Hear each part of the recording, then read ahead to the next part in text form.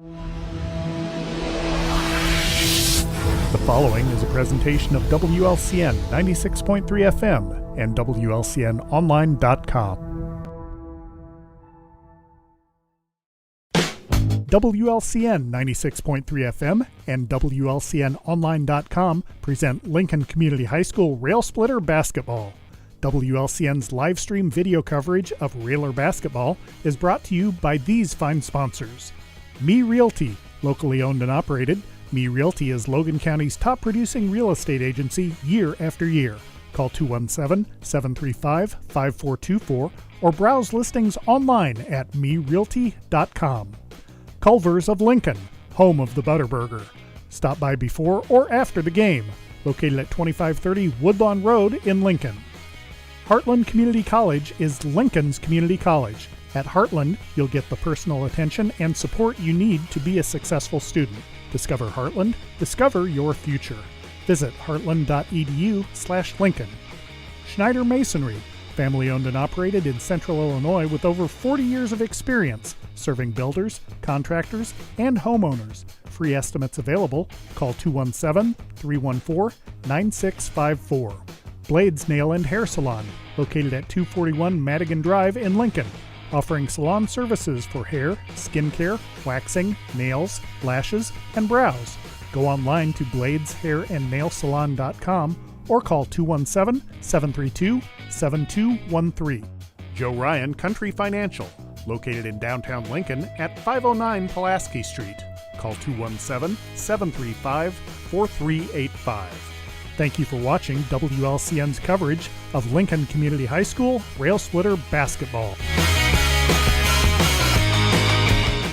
Whether you're buying or selling your home, the brokers of Me Realty will work with you to get the deal done. As one of Central Illinois' top producing offices for decades, Me Realty has the experience to guide you through the process. You want results? Call the brokers of Me Realty at 217-735-5424, stop by the office at 602 Keokuk Street in Lincoln, or check out local listings online at merealty.com. Culver's is a family restaurant. To me, that means being the place that puts a smile on everyone's face. We're famous for our cooked-to-order Butterburgers and frozen custard made daily inside our restaurants. But we've always believed more menu options mean more ways to brighten your day. We source the finest chicken to bring you our tenders and chicken sandwiches. And our cheese curds. They're a Wisconsin tradition we're proud to share with you. So take the next meal shift off and let us take care of you. Welcome to Delicious. Culver's, home of the Butterburger, 2530 Woodlawn Road in Lincoln. Hi, Joe Ryan here with Country Financial. As pensions go by the wayside and your retirement approaches, have you thought about what your retirement income will look like? No, I'm not talking about how much money you have saved. I am talking about a retirement income, a guaranteed paycheck for life.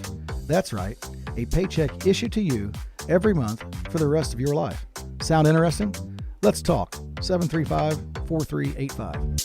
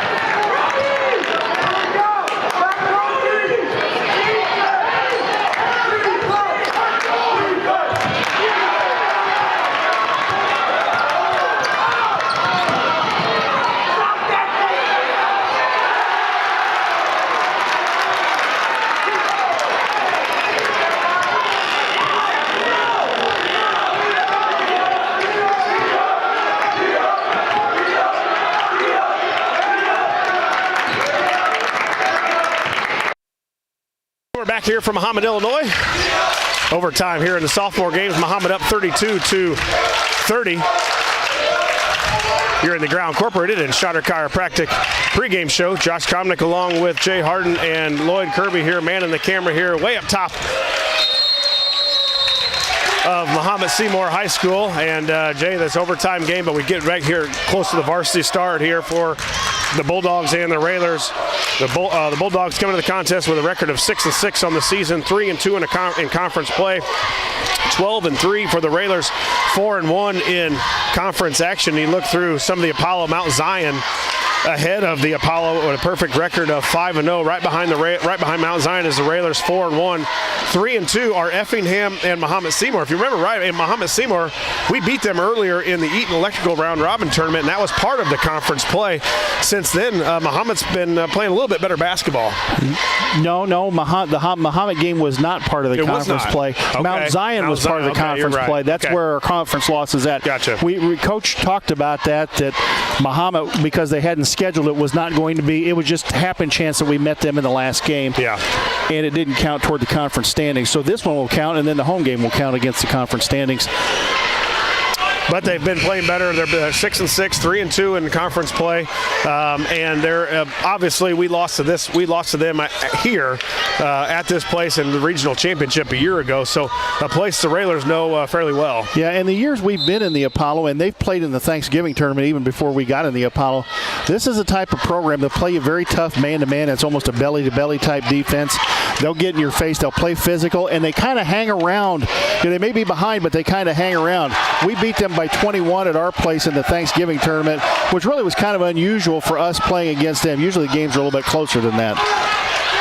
One thing we can say is that the games that we've had with them haven't been high-scoring affairs. No, you're right. Sure. It's a little bit of a Chatham-Glenwood-esque with the Railers and Mahomet. So we look to see what the Railers can do offensively. A little break for the Railers, which much needed after 4 games in 3 days. But then again, we didn't shoot it particularly well down in Collinsville. No, and this is going to be an interesting weekend, Josh, because tonight we're going to play a team that plays Chatham-esque, if you will, physical, and walk it up the floor. And then tomorrow we've got a really tough road game down at Lobernica Gymnasium. The last game we will play in that gymnasium as they do the renovations down at Lanphier High School. And if I remember what Coach told us down at Collinsville, folks, if you're going to Lanphier tomorrow, it's a 1 p.m. start for the JV, 2:30 for the varsity, and enter on the west side. Apparently the east side entrance is closed or not. You can't access it. So enter on the west side of Lobernica Gymnasium tomorrow afternoon. Yeah, it should be a fun one as the two Central State 8 foes match up against each other, and we're trying to get on the Railers a little bit here, and hopefully that Carson with a big basket there, pull-up jump shot to pull the lead or pull it back to a tie. So 32-32 for the Railers sophomores with 10 seconds left. So need another big stop here and might get some extra basketball up in this.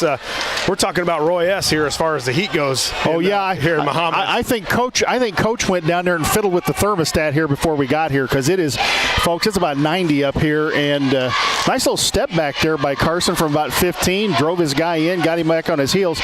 Then nice little step back 15-footer. You can kind of tell the Railers sophomores have had that 3 weeks off. You can not necessarily just ball skills, yes.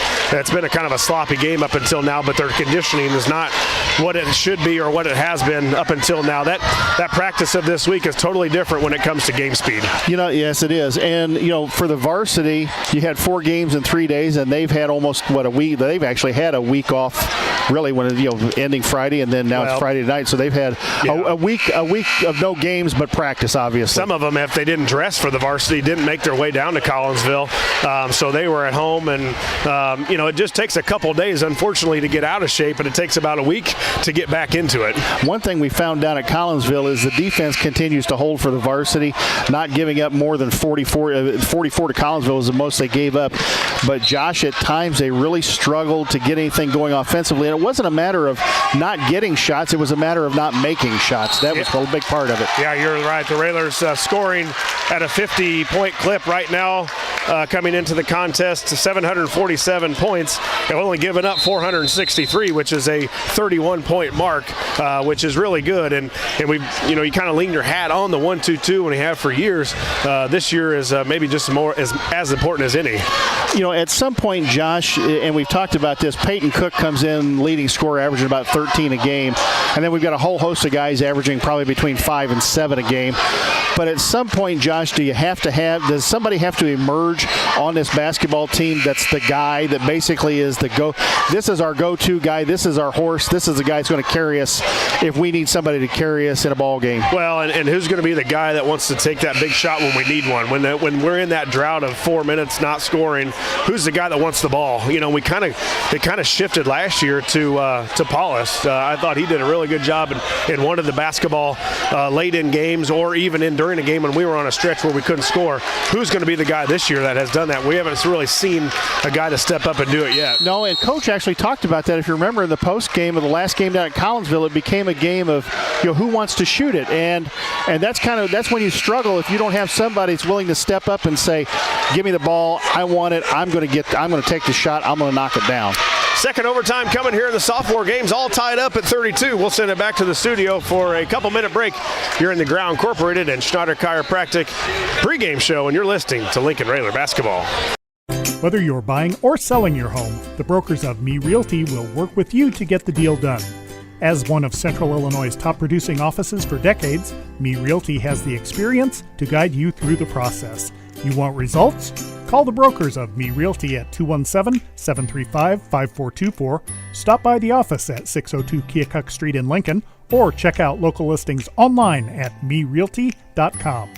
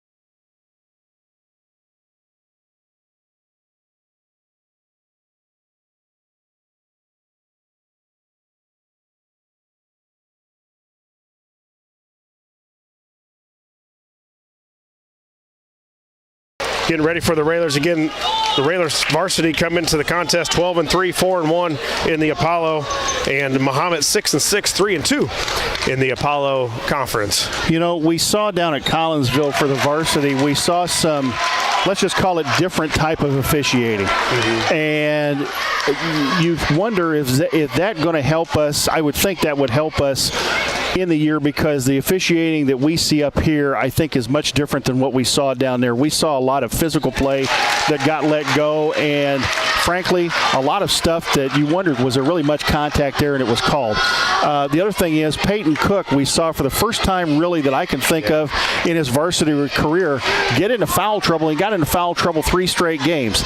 You wonder if he learned something from that he can apply the rest of the year not to get himself in foul trouble, or was it a matter of different officiating he just was unable to adjust to down there? Yeah, you're right, and it really hurt the Railers too. You know, it didn't hurt us as much against O'Fallon because we kind of had it going, and O'Fallon was really disinterested there for that. But other than that, it hurt the Railers trying to figure out what to do with the ball when we needed a big basket, and the foul trouble for Peyton will hurt us. Yeah, I guess maybe if there's one positive you can take away from the foul trouble is that we learned to play without him for several minutes of each 3 of those ball games. I mean, they won against O'Fallon. Coach took him out. Was it the first quarter? He took him out and held him out for several minutes. He finally ended up having to put him back in. Or was it Drew Hayes he had to put back in, because we had 2 guys in foul trouble, had to put somebody back in the ball game before the end of the first half, but bought enough time that we didn't get into additional foul trouble before halftime. No, you're right, and it seemed to be that early foul that he got, and then that early one in the second quarter, and it was pretty much for 3 games, as you talked about, he just didn't play, and as you know, we can't survive too long without Peyton being on the floor. No, and one thing I will say is that we played. Let's see, O'Fallon's a 4A school, Collinsville is a 4A school, Belleville East is a 4A school. So, and Granite City maybe 4A, I can't remember. So we played at least 3, if not 4, 4A schools down there at Collinsville. Josh, those schools tend to usually have a lot of athletes. They tend to be big and strong. The kid from Belleville East, the Jackson kid, was 6'5", 250. The Chambers kid from Collinsville was like 6'8" and probably 240. Peyton and the other kids got themselves physically pushed around down there, and you hope they learn something from that they're going to have to get in there and fight hard and stand their ground against some of these bigger, stronger guys. They're just going to have to work a little bit harder at it. Well, we kind of found out what we struggle against, right? Yeah. I mean, big size. I don't know that the pressure hurt us a ton. I don't know. No. I don't remember pressure hurting us a lot. Sure, we turned the ball over a few times, but I don't remember pressure, full court pressure, 1-2-2 press, man-to-man press didn't hurt us a whole lot. But it was the size. The size and the strength really bothered us down low, and that might be a cause of concern for Coach Alexander, why Drew may not be playing in this second half of the sophomore. He needs Drew in that game in the varsity with a little more fresh legs because he's one of our best rebounders. One thing is we're probably not likely too many times the rest of the year to face that type of size and strength and those type of athletes, and at least not in 3A. It's just not as many of them in 3A as there are in the 4A schools. Although we'll get a good look at some when we play Quincy over at Blue Devil Gym. 33 seconds to go. Lincoln down 3 with the basketball, looking for somebody. What do you think, Josh? Going to try and get a 3 here? Well, yeah. Now we almost have to. You're getting down to the late points, and we can't get a shot off.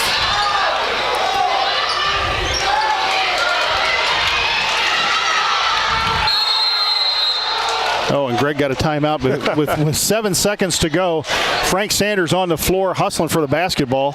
Love to see the hustle and the guys diving on the floor. And 7.3 to go here at the Bulldog Fieldhouse with Lincoln down 35-32. Again, a low-scoring affair. And you talk about the points for the Railers, 50 points a game for the Railers, giving up 31. Mahomet is scoring 54, but giving up 55. So I believe when we played them last time, the score was 51-30. The Railers were victorious, 51-30. Back, what was that? Back on November the 26th, the Railers took care of Mahomet-Seymour over in Lincoln. So we shot it pretty well there. We'll have to do it again here tonight. Yeah, we're going to have to find something, Josh. We can't struggle on offense like we did at times down in Collinsville. We're going to have to continue to put four consistent quarters together on offense. Yeah, you have to. You just can't go spells of 4 or 5 minutes without scoring, and we've seen it for sometimes years where we've struggled to score. The defense has kept us in it. A little bit of like this year, and Collinsville was a struggle. We just could not get the three to go down and really get in a rhythm where you can knock down 2 or 3 in a row and really kind of get our guys going. On a positive note, this team went 9-4 on the road last year, and Lincoln went 8-3 on the road the year before. So Lincoln's shown the ability that they can play on the road. The hostile environment doesn't necessarily bother them. That's going to do it. Mahomet Bulldogs are going to win it here in double overtime. Sophomore game 35-32. We'll send it back here to the studios. Be back with the varsity action in just a couple minutes. You're in the Ground Incorporated and Schneider Chiropractic pregame show, and you're listening to Lincoln Railer basketball. Culver's is a family restaurant. To me, that means being the place that puts a smile on everyone's face. We're famous for our cooked-to-order butter burgers and frozen custard made daily inside our restaurants. But we've always believed more menu options mean more ways to brighten your day. We source the finest chicken to bring you our tenders and chicken sandwiches. And our cheese curds. They're a Wisconsin tradition we're proud to share with you. So take the next meal shift off and let us take care of you. Welcome to Delicious. Culver's, home of the Butterburger, 2530 Woodlawn Road in Lincoln.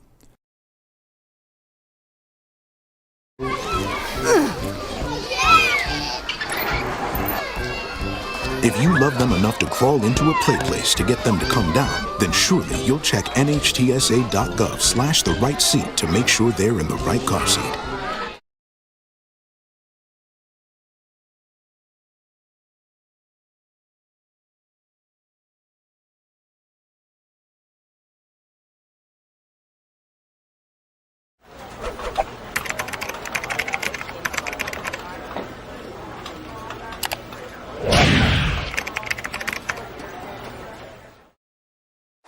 Hi, Joe Ryan here with Country Financial.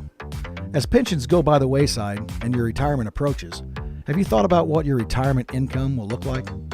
No, I'm not talking about how much money you have saved. I am talking about a retirement income, a guaranteed paycheck for life. That's right, a paycheck issued to you every month for the rest of your life. Sound interesting? Let's talk. 735-4385.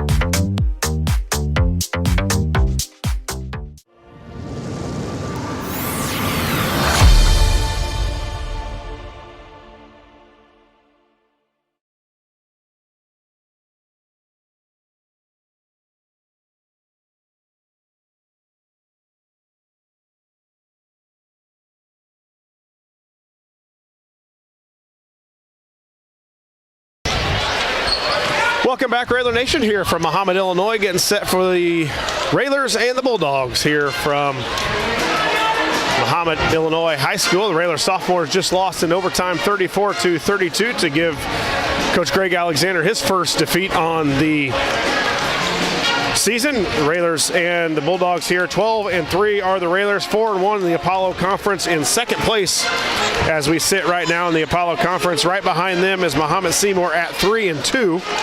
They come in overall record at 6-6. Railers coming off their loss against Collinsville down in Collinsville for the, what was that, 5th place game, Jay?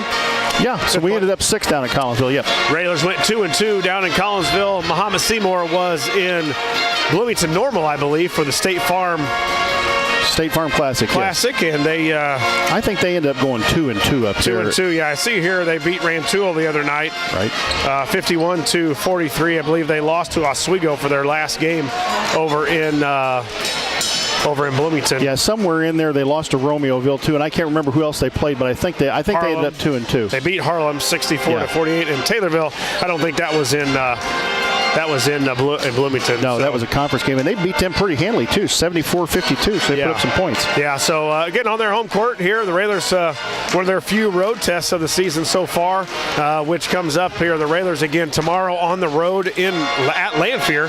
That's a 1 o'clock start for the sophomores, and a 2:30 start for the varsity down in Springfield. Hey, while we've got a moment, I need to give a shout out to some people. So the girls now, Folks, the Lady Railers are now 19-0. They're ranked number 4 in the state, and on a collision course to meet up with number 2 ranked Peoria Central, who I believe has A.J. Guyton's daughter playing for Peoria Central. They're on a collision course with them. The record for consecutive wins by the girls' team is 23, so they're 4 away from it. The girls 19-0, and they play game tomorrow, right? Yeah, they have a game tomorrow against Mahomet-Seymour, and I think that game is at home. Unfortunately, we won't be doing that game because the Lanphier game got moved, and now they conflict, and we have an obligation to do the boys' game down at Lanphier. So come on out to Roy S. tomorrow if you're not going down to Springfield and watch the girls play. And if you're going to do that, bring your phone along. You can watch Josh and Scott the Voice Kirby, who can do that will be doing the Lanphier game tomorrow from Lobernica Gymnasium. And I think Tate All got his boot off this week. Tate was our amusement down at Collinsville.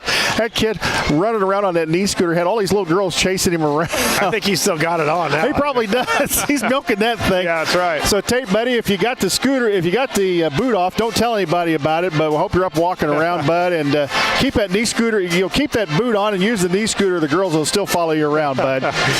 So 10:46 to go here in the pregame, Josh, and Coach was a little disappointed after the last game down at Collinsville because he thought we were a little bit flat in that game. Yeah. I think he's right. Yeah, you're right. I thought, and I didn't, like you said earlier, I think you could went away 3-1 down in Collinsville because Collinsville wasn't overly impressive, and we just.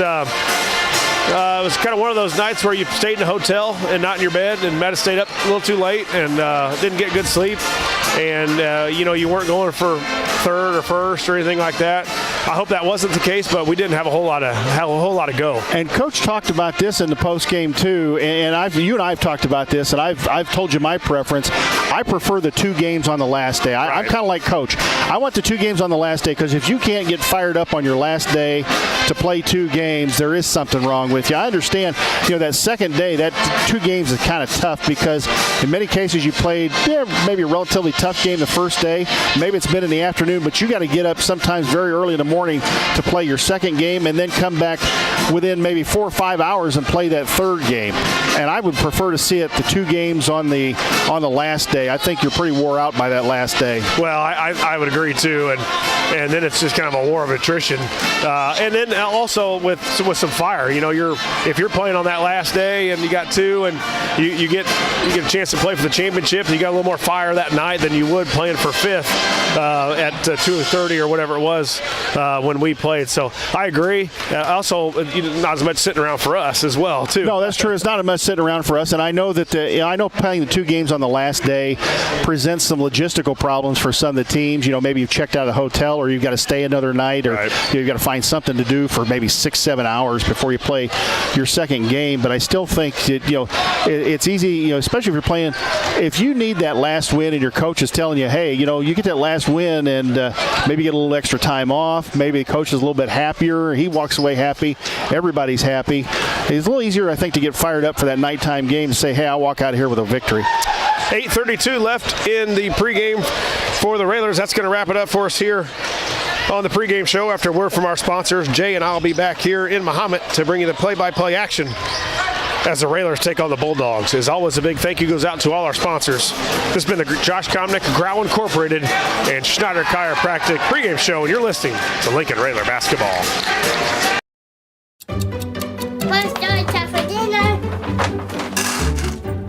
Donating pet food can keep families together.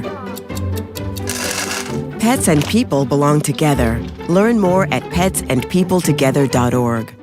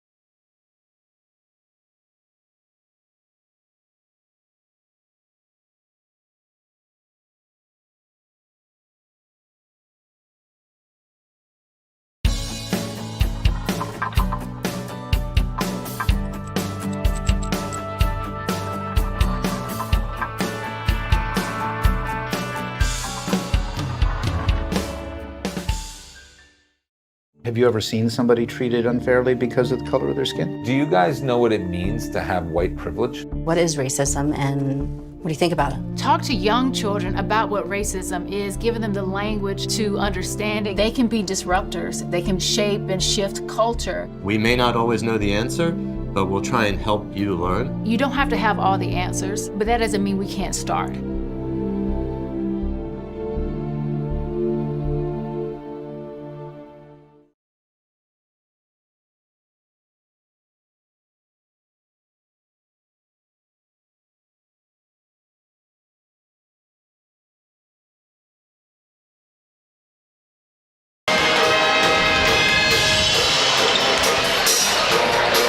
Good evening, everybody. Good evening, Railer Nation, and welcome to Lincoln Railer basketball tonight on WLCN 96.3, the sports voice of Logan County and Central Illinois, WLCNonline.com, and, of course, on the Mixler app and, of course, our YouTube channel.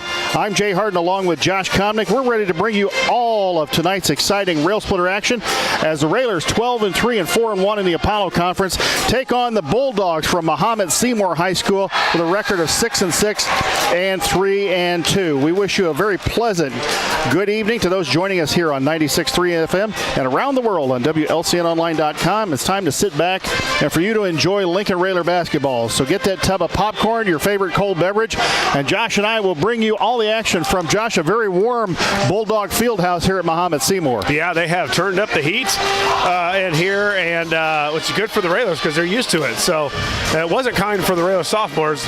Took their first defeat here just a little bit ago in double overtime, 34-32. So not kind of them, but the Railers, nice to get on track here. A little confidence going into tomorrow's game. Haven't really researched Lanphier a whole lot, but I know they're right in the mix of the Central State 8 so far. Obviously, MacArthur and SHG leading that way. But again, the Railers travel to Lanphier tomorrow, 1 o'clock for the sophomores and 2:30 for the varsity. If my memory is right, Lanphier's got a big kid in the middle. He's about 6'6", 6'7", Austin Robinson. He's a senior this year. He's going to be kind of their horse in the middle, and I suspect he may be a type of kid that causes us a few problems. We talked about this down at Collinsville. The Jackson kid from Belleville East and the Chambers kid from Collinsville, both big, tall, horse-type kids.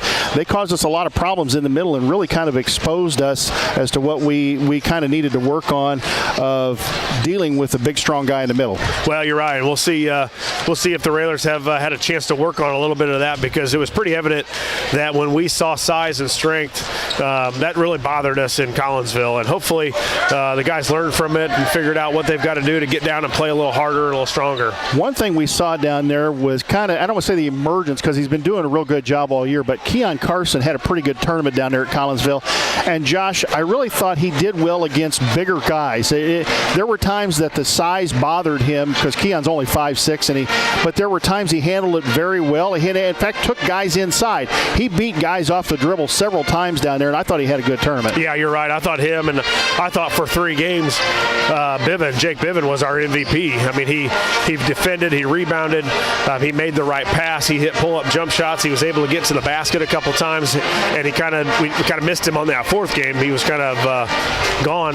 We didn't see him much a whole lot out there, so it was different tale. But yeah, those 2 guys had really good tournaments, and I think Cook would have been right there had he not gotten into foul trouble, which really hurt him for 3 games. And I think Drew Hayes had a couple of good games down there. I'm thinking of one game he had a bunch of offensive. Yeah. Was it the O'Fallon game? He had a bunch of offensive rebounds there in the 4th quarter that really kind of sealed the game for us against them. So Drew Hayes kind of emerged as a force inside, even only being a sophomore and not having to play those 2 half games or 1.5 games that he plays when the varsity and JV's mixed. And our shooters got to shoot. We've got to get Nelson 2 or 3 a game. Schilling's got to come up with a couple a game, and Gowan's got to shoot it too.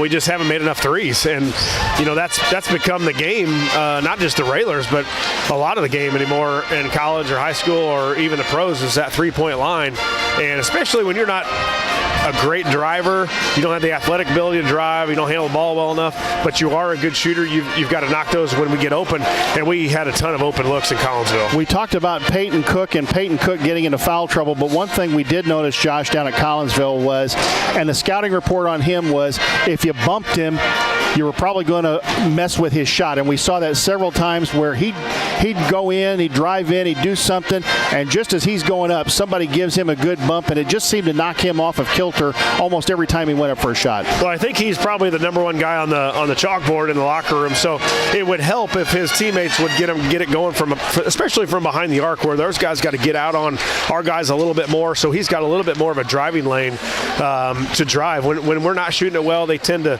sit in the lane a little bit and kind of dare us to shoot, and then our driving lanes aren't there. But I'm sure you've seen this as a coach and a player.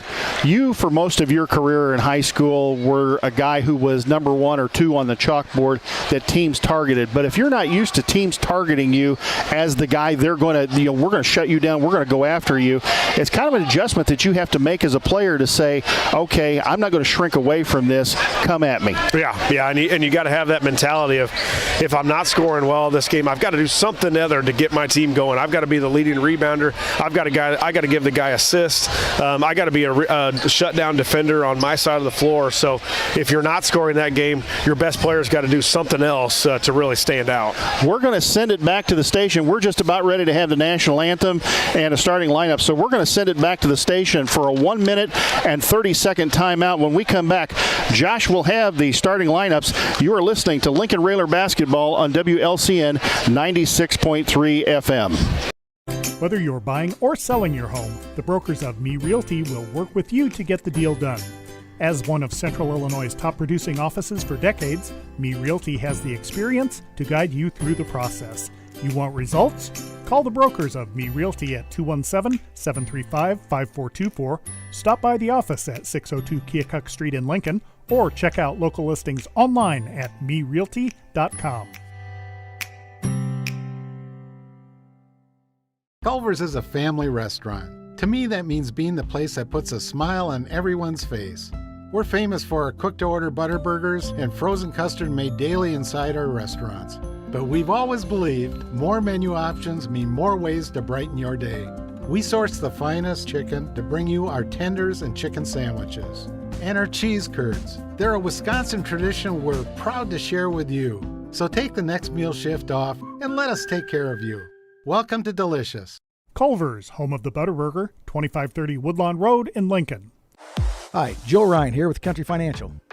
As pensions go by the wayside and your retirement approaches, have you thought about what your retirement income will look like?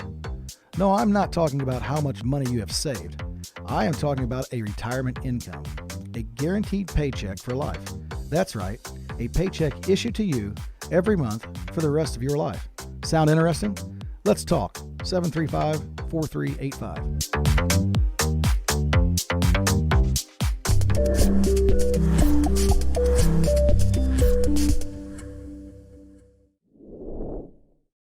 Every day, thousands of kids start vaping. So if you want to talk to your kids, you got to get it trending. I was just trying to get your attention. Could I just ask me? Visit talkaboutVaping.org for tips on when and how to have the vape talk.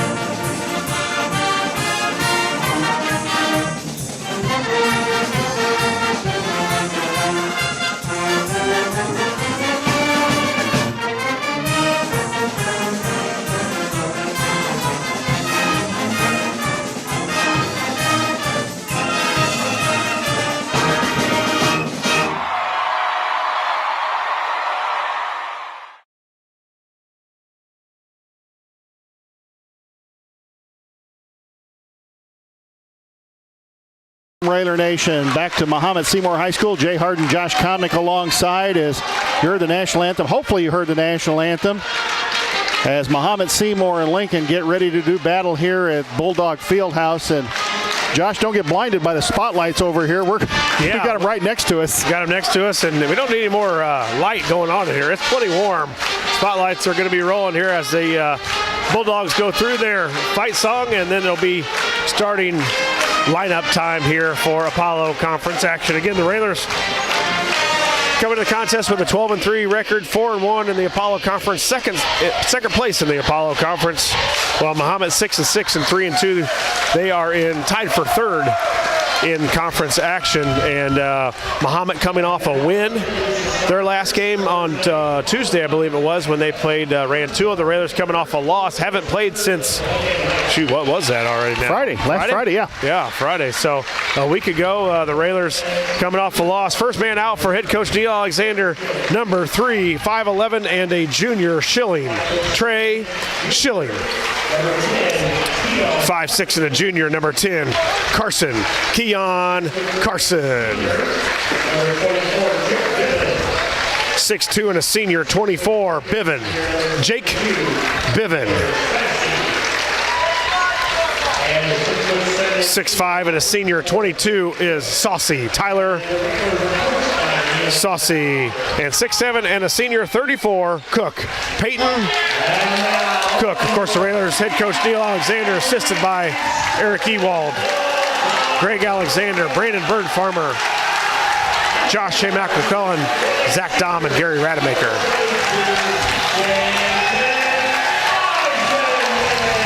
First man out for the Bulldogs, 6'2" and a senior, 22, Dayton Eisenman. Led them with 15 points in their game against Rantoul, Josh. He can shoot it.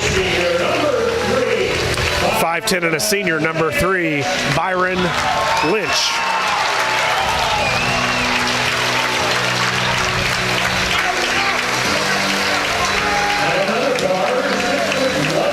.6'1" and a junior, number 2, Finley Randolph. So senior, junior for the first 3 for head coach Ryan Bosch. 44 is 6'5" and a sophomore, Trey Peters.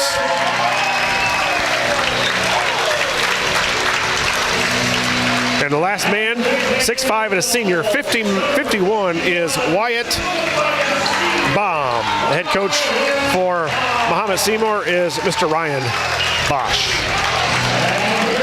Chicago Street Rentals, your tip-off sponsors. They are for every Lincoln Railer broadcast. And we're just about ready to tip it up here. Josh, I was looking at the scoring of the game we played against them back in November.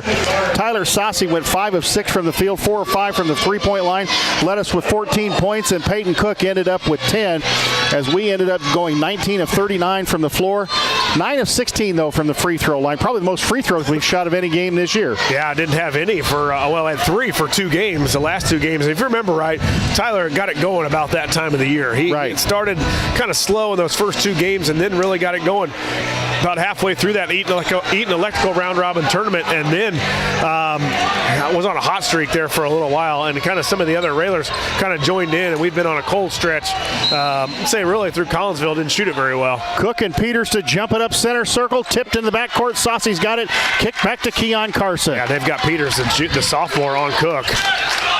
Cook goes to Biven. Biven in the corner, Schilling. Back out front, Carson. Mahomet looks to be in a man-to-man. Saucy, back out front, Carson. Schilling in the corner to Biven. Biven, there's the cutter. Saucy, 10-footer up, no good. Gets his own rebound.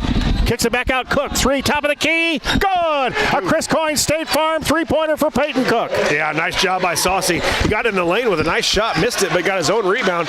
And they always say, even the good announcers, Jay, help that offensive rebound. What's a kick out from a rebound to a shooter walking into it? That's got to be 10 seconds.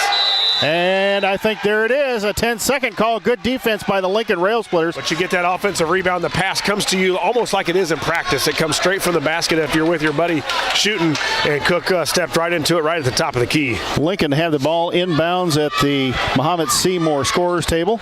Carson will bring it across the center line. Left wing, Cook. Cook right in front of us. Kick out Schilling. Schilling looking for the cutter. There's Carson. Looking inside to Cook. Good entry pass by Carson. Cook kick back out Schilling. Schilling couldn't get the 3 off. They kick back out Biven. Biven handoff Saucy. Schilling around the horn. They go to Carson. Carson beats his man down the lane. Kick out nearly thrown away to Biven. Yeah, I thought he might have a layup too. I thought Keon got by his guy really, really quickly and had a chance to shoot a layup. Schilling goes to Biven. Biven to Cook. Cook stop and pop from 17 up. And no, didn't roll in. Rebound to Wyatt Baum. The Bomb kid is probably the biggest, at least bulk-wise, the kid that they've got on the floor. About 6'4", probably 230. He will handle the basketball, post up. He does a little bit of everything. Randolph, kick out to Lynch, to Randolph. Finn Randolph looking. Nice knock away by Bivin. Bivin to Carson. Forget it. Afterburners on. Carson up and good. Yeah, look, Randolph looks really hesitant with the ball. He saw him just really against one guy, which was Bivin, and obviously he's our best defender, but he did not look comfortable with the basketball. One thing I've noticed, Josh, it looks like we've extended the press a little bit further toward the end line. Into Bomb, layup time coming, got it. Yeah, nice drive by Eisenman. Again, we gave up, how many times we gave up the baseline in Collinsville? A ton of it. And there again, Railers give up baseline. We rotate over and then gives the middle wide open. Bivin out front, Saucy. Saucy thought about the three. Back out front, Carson. Cook going to drive in the lane. Cook against Peters. 10-footer up, no good. Rebound to Wyatt Bomb. Bomb in the backcourt against Bivin, picked up his dribble to Randolph. Randolph goes in the corner to Eisenman. Eisenman trapped in the corner, trapped. Try to step through the trap, and I think Saucy going to get nailed on the foul.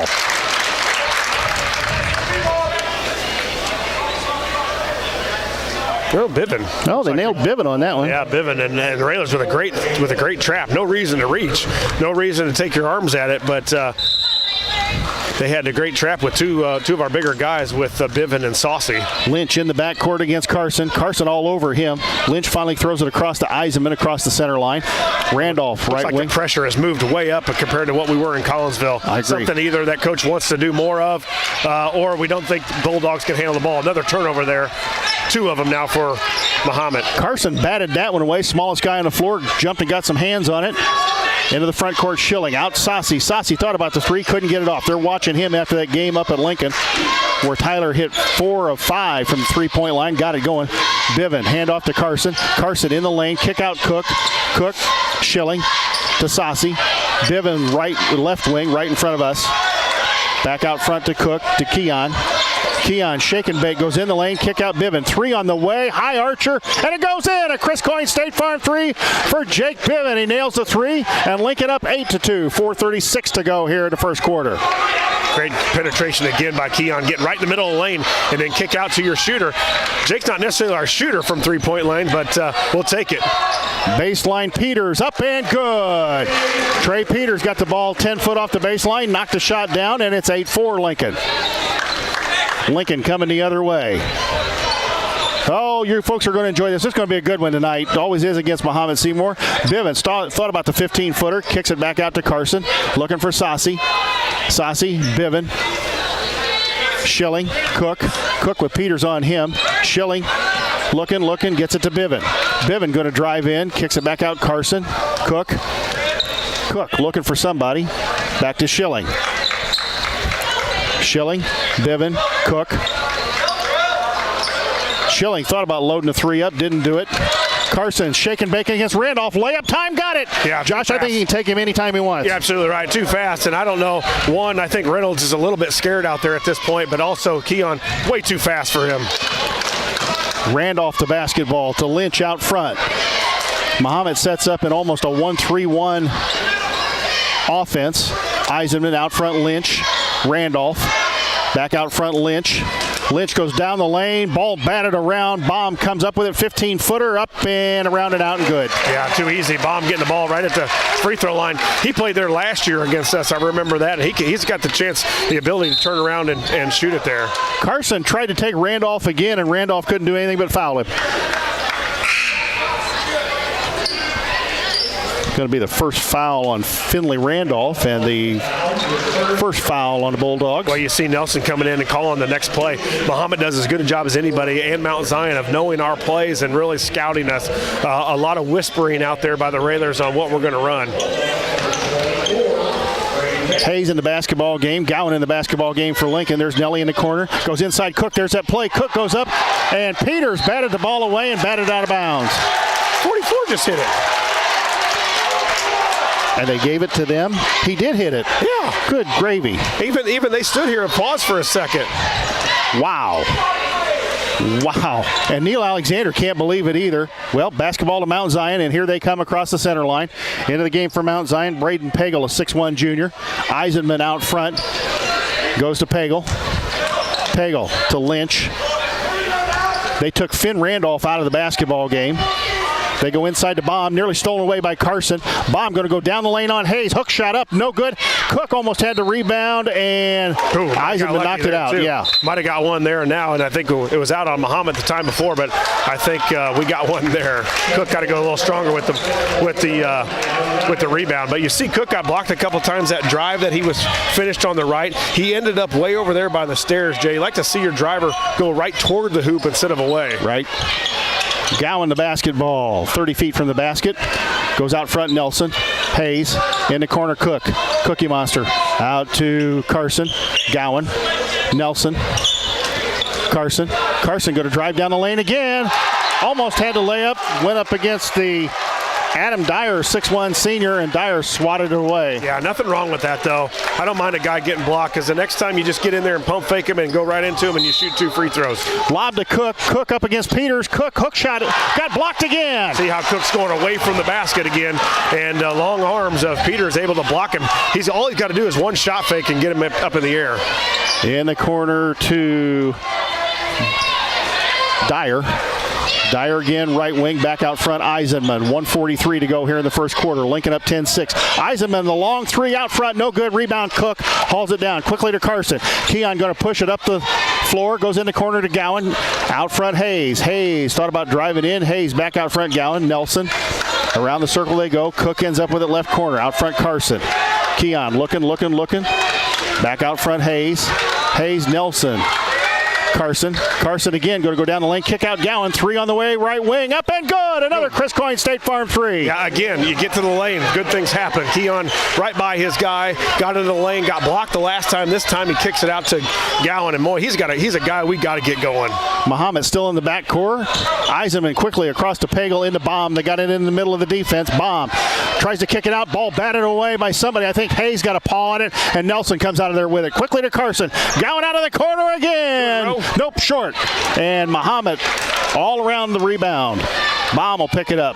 Wyatt Baum in the backcourt. Quickly ahead to Dyer. In the corner, Eisenman faked the 3. Got Hayes up, and Hayes, they did not call a foul. They called it off of his foot. Off his foot.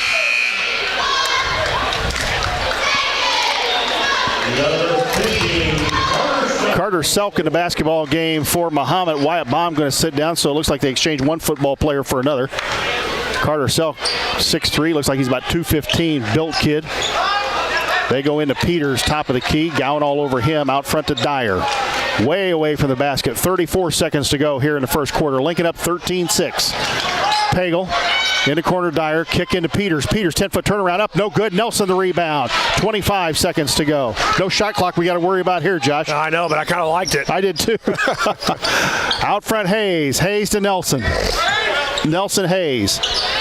Hayes right wing, out front, Carson between the circles. Got to go now. 10 seconds now. Keon. 9.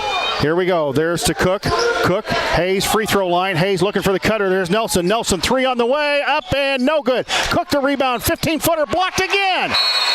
And at the end of one quarter, it is Lincoln 13 and Mahomet 6. We will be back here in 60 seconds with a second quarter. You're listening to Railer Basketball on WLCN. Whether you're buying or selling your home, the brokers of Me Realty will work with you to get the deal done. As one of Central Illinois' top producing offices for decades, Me Realty has the experience to guide you through the process. You want results? Call the brokers of Me Realty at 217-735-5424, stop by the office at 602 Keokuk Street in Lincoln, or check out local listings online at merealty.com.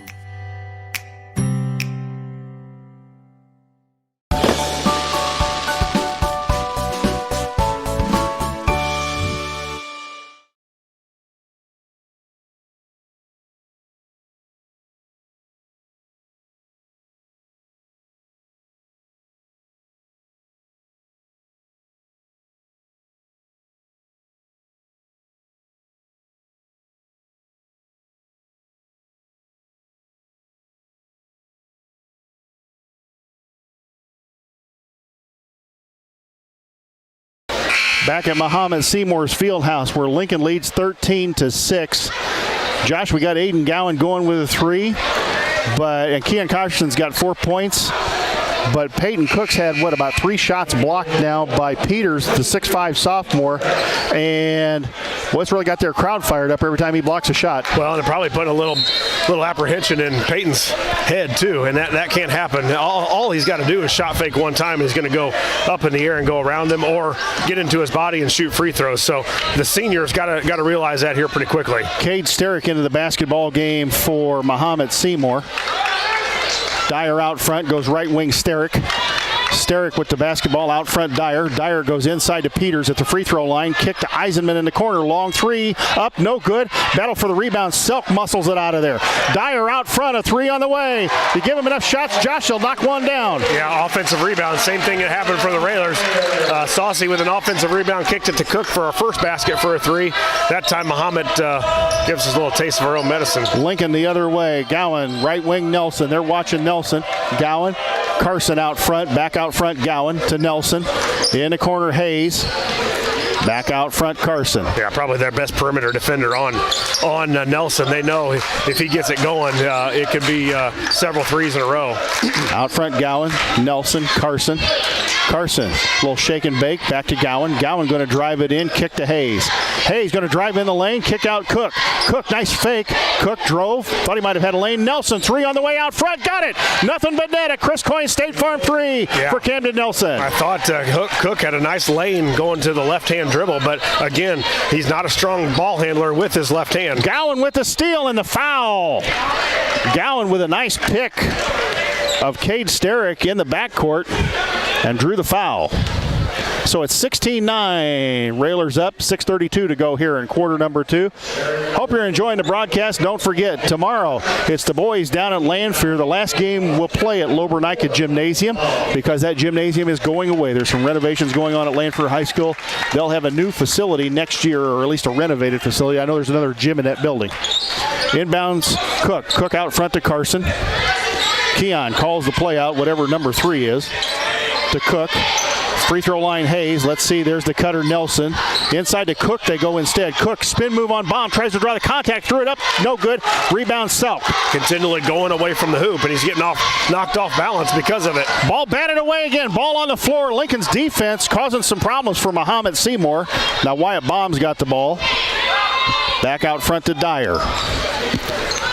Dyer, right wing Sterick, out front Dyer. They're going to post Selk. Again, they run about a 1-3-1 offense. Yeah, they're going to a high post, and it looks like they've got a free throw line guy there too. And remember, Eisenman, probably their best shooter out on the perimeter. They go inside Selk. Looking for Eisenman. Beat us on the baseline up and got the layup. We saw that a lot down in Collinsville, more than we care to, Josh. Yeah, we're starting to match up. The back guy comes up with the free throw line guy. If that guy at the free throw line gets it now, we're in a lot of trouble. Gowan, little step back, 12-footer in the lane, got it. 18-11, the Lincoln lead. Well, nice answer there by Gowan. Railers got to get a stop here. 5:22 to go here in the first half. 18-11 again. The Lincoln lead is 7. And Mahomet now into the front court. Eisenman goes to Sterick. Sterick, Dyer. Mahomet very patient, no matter it seems what the score is. They're very patient with the basketball. Eisenman, long cross-court pack to Sterick. Out front, Dyer to Sterick. Sterick not going to load it up. Back out front, Dyer. Dyer, bomb. Bomb against Carson. I don't think they're great shooters from a step behind the line. I think they're three-point shooters that are guys that need to be on the line there and or do that. Nice fake by Dyer, drew the defender, and kick pass to Eisenman, who lays it up and in. 18-13, the Lincoln lead. Josh, we talk about it. They just kind of hang around. Yeah, and the Railers get a little... Oh, Nelson with a 25-footer out front. Nails a Chris Coyne State Farm 3. It is 21-13, the Lincoln lead. And you notice that if this clock's still running, but you notice that as more the ball moves around more for Mahomet and they keep it moving, kind of the slower we become. You know what I mean? I mean, it becomes like we're almost tired of playing the defense, and that can't happen. You got to ratchet up a little tighter as long as Mahomet will hold the ball. 30-second timeout by Mahomet. We're going to keep it right here. Tell you our video live stream sponsors: Heartland Community College in Lincoln, Lincoln's Community College, Schneider Masonry, family owned and operated in Central Illinois. Call 217-314-9654. Blades Hair and Nail Salon, located at 241 Madigan Drive in Lincoln. Lincoln, 217-732-7213. Me Realty, located at 602 Keokuk Street in Lincoln. Whether buying or selling, trust the professionals at Me Realty. Culver's of Lincoln, home of the Butter Burger. If you can get past Lloyd in line out at Culver's, you can get yourself a Butter Burger, 2530 Woodlawn Road in Lincoln. And, of course, our buddy Joe Ryan, Country Financial, located at 509 Pulaski in Lincoln, 217-735-4385. Josh up 8, and Nelson seems like he's feeling it tonight. Yeah, and that one was from deep. Really not a play set for him, just a handoff. And Eisman thought that Nelson was too deep for him to really go out and cover him, but he wasn't. In the backcourt, Lynch back in the basketball game for Mahomet-Seymour. Lynch going to run the point for him.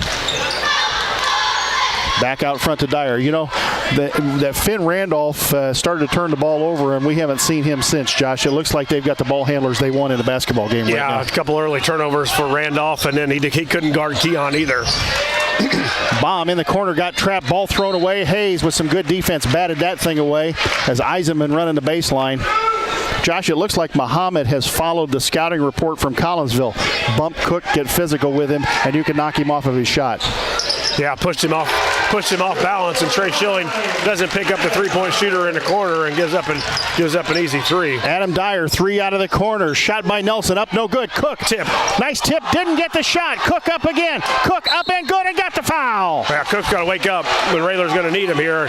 A missed layup and a couple shots where he's gotten blocked, getting kind of pushed off his lane a little bit. Great job by Biven. I think Biven tipped it on purpose to Cook on that offensive rebound. He knew he couldn't corral it, but he's able to tip it to Cook. Cook missed it and thankfully got his own rebound. But sometimes we got to get him going. Sometimes a tip is enough like that. You can get it to one of your teammates. Right. Cookie Monster and one up short, no good. Rebound to Brayton Lynch.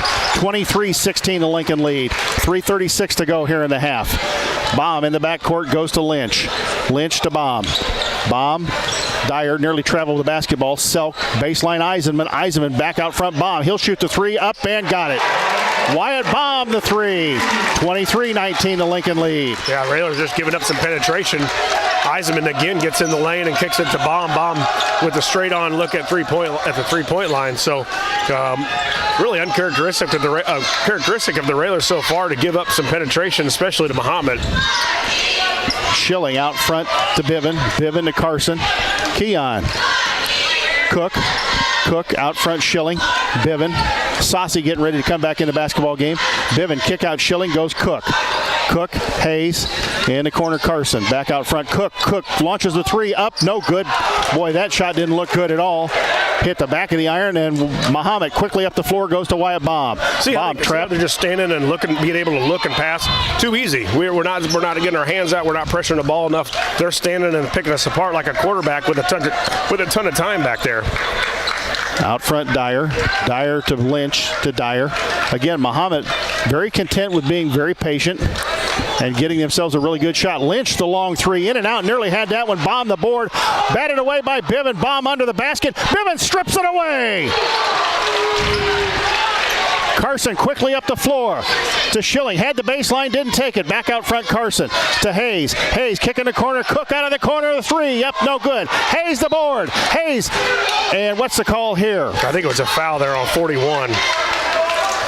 On the rebound as Hayes grabbed the rebound from the miss from Cook. Drew Hayes with some good position, grabbed that offensive rebound, Josh, but what about the play of Jake Biven at the other end? Just stripped the ball away from Bomb. Yeah, we needed it because he had a great rebound and a point blank putback, and we blocked the first one, and then he got it back, and then Biven reaching in there to tie it up. 23-19 the Lincoln lead. Nelson inbounds to Biven. Biven against Bomb, looking for somebody. Out front, Saucy back in the basketball game to Cook. Biven. Biven going to drive, 15-foot stop and pop. Oh, no. Rebound. Cook goes up for it. Knocked Peters to the floor. Lynch comes out of there with it. Could have been a foul there. Eisenman quickly up the floor. Wyatt Bomb. He'll drive baseline. Stops. Up 10-footer. Up and good. Wyatt Bomb, the nice head fake, threw a one-hander up from 10 feet. It's 23-21 the Lincoln lead. Carson the other way. Throws up a 5-footer. Up no good. And rebound to Mahomet. Well, that lead that we had, 8 points, I think, or close to 8 anyway, dissipated pretty quickly with some good possessions by Mahomet, and the Railers, again, can't find a basket. Mahomet across the timeline, goes out front to Dyer. Dyer nearly picked by Carson. Goes to Lynch. Lynch in the corner. Eisenman. Now the Railers got him trapped. Lynch thought about loading 3. Eisenman way out front. Dyer kick to Lynch. Dyer, 1 minute to go on the clock. 23-21, the Lincoln lead. Lynch against Biven. Eisenman back out front to Dyer. Lynch. I'm sure they're A-OK with holding it for the last shot. Certainly looks that way. The Railers only got 1 foul. Let's come out and play a little aggressive here and see if you can't get a steal. If you get a foul, who cares? 23-21, the Lincoln lead. It was 8 at one point in time here in the first half. Eisenman, Lynch in the corner. Dyer, Lynch. Bomb going to launch the 3 with 28 seconds, and he got it. Mahomet gets their first lead, 24-23. Josh, you really want to answer here to end the half. Yeah, we've got to, especially with the lead that the Railers have had. Their crowd in the basketball game, their student section going nuts below us. 10 seconds to go, now 9. Cook way out front. Nelson got to do something here. 5, 4, 3. Biven going to drive in against Baum. Biven, 10-footer off the glass, up no good. Cook tip no good. And at the end of one half, it is Mahomet 24, Lincoln 23. We will be back in 2 minutes with the Grau Incorporated Schneider Chiropractic halftime show. You're listening to Lincoln Rail Splitter Basketball on WLCN 96.3 FM.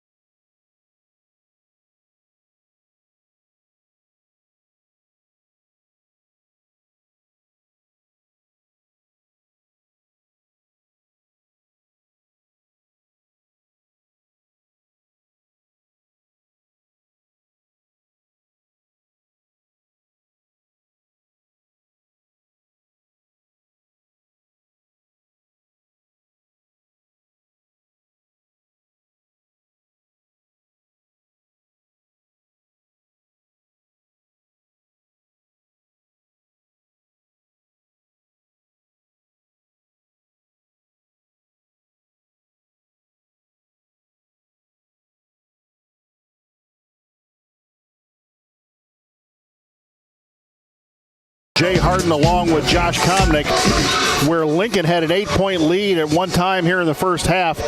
Wyatt Baum hit a three-pointer with 28 seconds to go in the half to put Mahomet-Seymour up 24-23. Jake Biven had about a 10-footer off the right wing to give Lincoln the lead back. Couldn't get it down, and Peyton Cook couldn't grab the rebound. So, Josh, you hate to say this, but you mentioned it earlier. Right now, Mahomet-Seymour is picking us apart like Joe Montana picked apart a secondary. Yeah, you're right. And we're kind of just letting them stand there and move it around. They're not hurried. We're not making them be uncomfortable. They're really comfortable right now, and they've been able to work it around to get to Baum, and Baum's made a few threes. He's got 12 points so far, and he's had some really nice second quarter. The folks can see it on TV that are watching it on the YouTube, obviously, but Josh, they're scoring a lot easier than we are. We are really struggling at times to score to get the ball in a position to score. We're getting some shots, we're just not getting shots down. Well, and we have about one guy that can really get to, Keon and Biven can get to the lane and create, whether it's a shot or whether it's a kick out. those guys really have to do it when they get the ball, because when you've got Schilling's not accustomed to doing it, Nelson doesn't do it a whole lot. Those guys are shooters. They should be the ones on the outside, and then we should have our Bivin and Keon on the outside getting ready to catch and shoot when we get in the middle lane. And we got to get some points from Cook. You know, Cook's been pushed around, shoved off balance, and against the sophomore, he's got to play like a senior. Yeah, and that's the thing I think we've noticed tonight especially is that Peyton Cook has really just been kind of knocked off of his game tonight by their physical play. I don't think we can say anything other. You got physical play, they're bumping on him, and then 3 block shots, and he just kind of seems to be out of sorts a little bit on the offensive end. Well, we talked about it earlier, you know, that the block shots, I don't mind when you get your shot block, but you got to do something different the next time, because you're probably going to do it again, right? So I was always a guy that you did it one time, you're not going to get me again, because I'm a pump fake, or I'm a pump fake twice, and then I'm going to go into you when you got off. I'm going to shoot free throws, or I'm going to make a layup. Yeah, and I think, you know, you've got to figure out something. You've got to turn yourself into a scorer rather than just a shooter, because you've got to have that pump fake. You've got to have something else in your arsenal. And I'm like you. I think if he'd give one pump fake, he might get around the guy, get himself a layup, or get a foul. Yeah, there's no question. And that's part of the maturation, I guess, of a sophomore to junior to senior. And he should know that by now. You know, it's happened a couple times. I've got to do something different, shot fake, and get him up in the air and then go to the rim. But there's plenty of opportunities. We've just not been able to get. Thank goodness for Nelson hitting a couple threes. Gowan with a nice stretch of a couple possessions where he got a 3 and a 2, and we're able to kind of keep this thing close, because it's been really all Mahomet in the second quarter. There's another guy we probably need to get going on the offensive end too, and that's Tyler Saucy. If we can get Tyler going and he gets fired up, he can knock down 3 or 4 shots in a row and kind of put this baby away. Baum leading the way for the Bulldogs. He's got 12 points, 6 for Adam Dyer off the bench, 4 for Dayton Eisenman, the 6'2 senior, and 2 points for the sophomore Trey Peters. For the Railers, they were led in the first half by Camden Nelson. 2 3-pointers off the bench for Camden Nelson. He's got 6. 5 points apiece for Aiden Gowan and Peyton Cook. 4 for Keon Carson, and 3 points on a 3-pointer by Jake Bivin. 24-23 here at half. Well, Lincoln down 1. We've got 4:28 remaining before we start the second half. Let's go ahead and send it back to the WLCN studios for a 2-minute timeout and a word from some of our fine sponsors. When we come back, we'll have the start of the second half. You're listening to Railer Basketball on WLCN 96.3 FM. Whether you're buying or selling your home, the brokers of Me Realty will work with you to get the deal done. As one of Central Illinois' top producing offices for decades, Me Realty has the experience to guide you through the process. You want results? Call the brokers of Me Realty at 217-735-5424, stop by the office at 602 Keokuk Street in Lincoln, or check out local listings online at merealty.com. Culver's is a family restaurant. To me, that means being the place that puts a smile on everyone's face. We're famous for our cooked-to-order butter burgers and frozen custard made daily inside our restaurants. But we've always believed more menu options mean more ways to brighten your day. We source the finest chicken to bring you our tenders and chicken sandwiches. And our cheese curds. They're a Wisconsin tradition we're proud to share with you. So take the next meal shift off and let us take care of you. Welcome to Delicious. Culver's, home of the Butterburger, 2530 Woodlawn Road in Lincoln. Hi, Joe Ryan here with Country Financial. As pensions go by the wayside and your retirement approaches, have you thought about what your retirement income will look like? No, I'm not talking about how much money you have saved. I am talking about a retirement income, a guaranteed paycheck for life. That's right, a paycheck issued to you every month for the rest of your life. Sound interesting? Let's talk. 735-4385.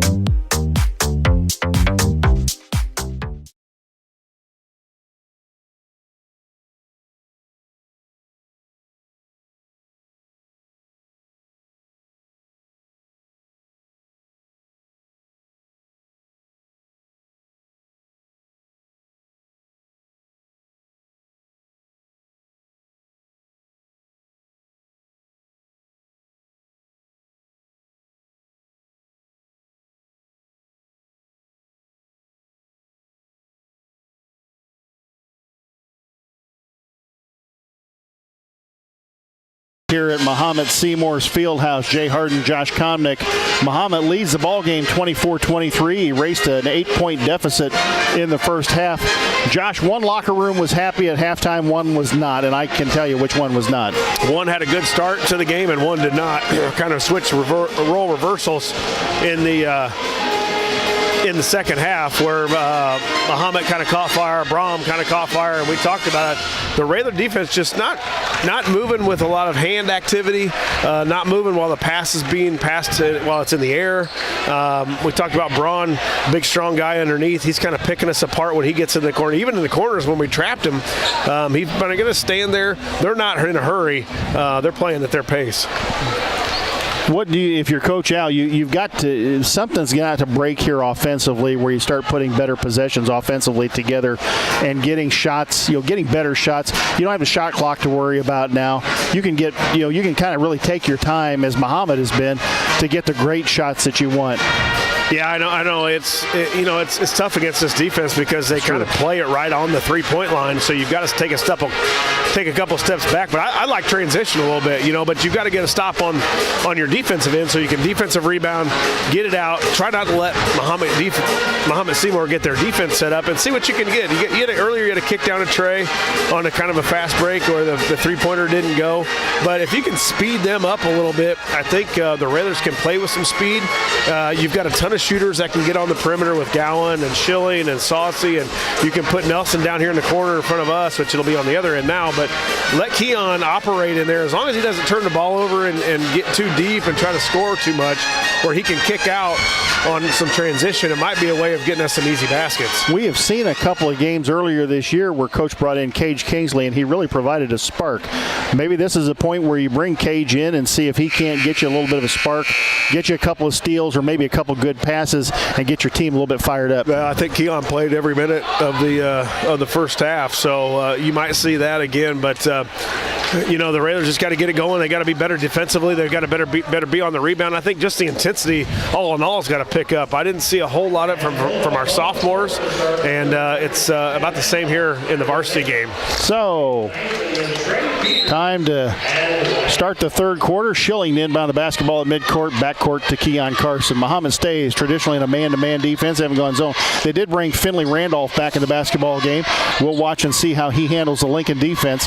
Carson on the right wing, out front Saucy. Biven in front of the Lincoln bench. Cook in the corner.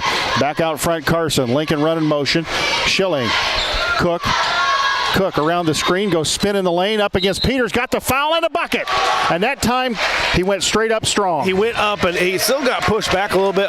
Part of the contact, yes. He didn't pump fake. I thought he was going to get it again because it looked like Peyton was not going to try to finish with his left, but he does like to go right into the lane and then spin back to his left and got the contact. So big time shot there. Well, he's got to get it going for us. Cookie, free throw up and got it.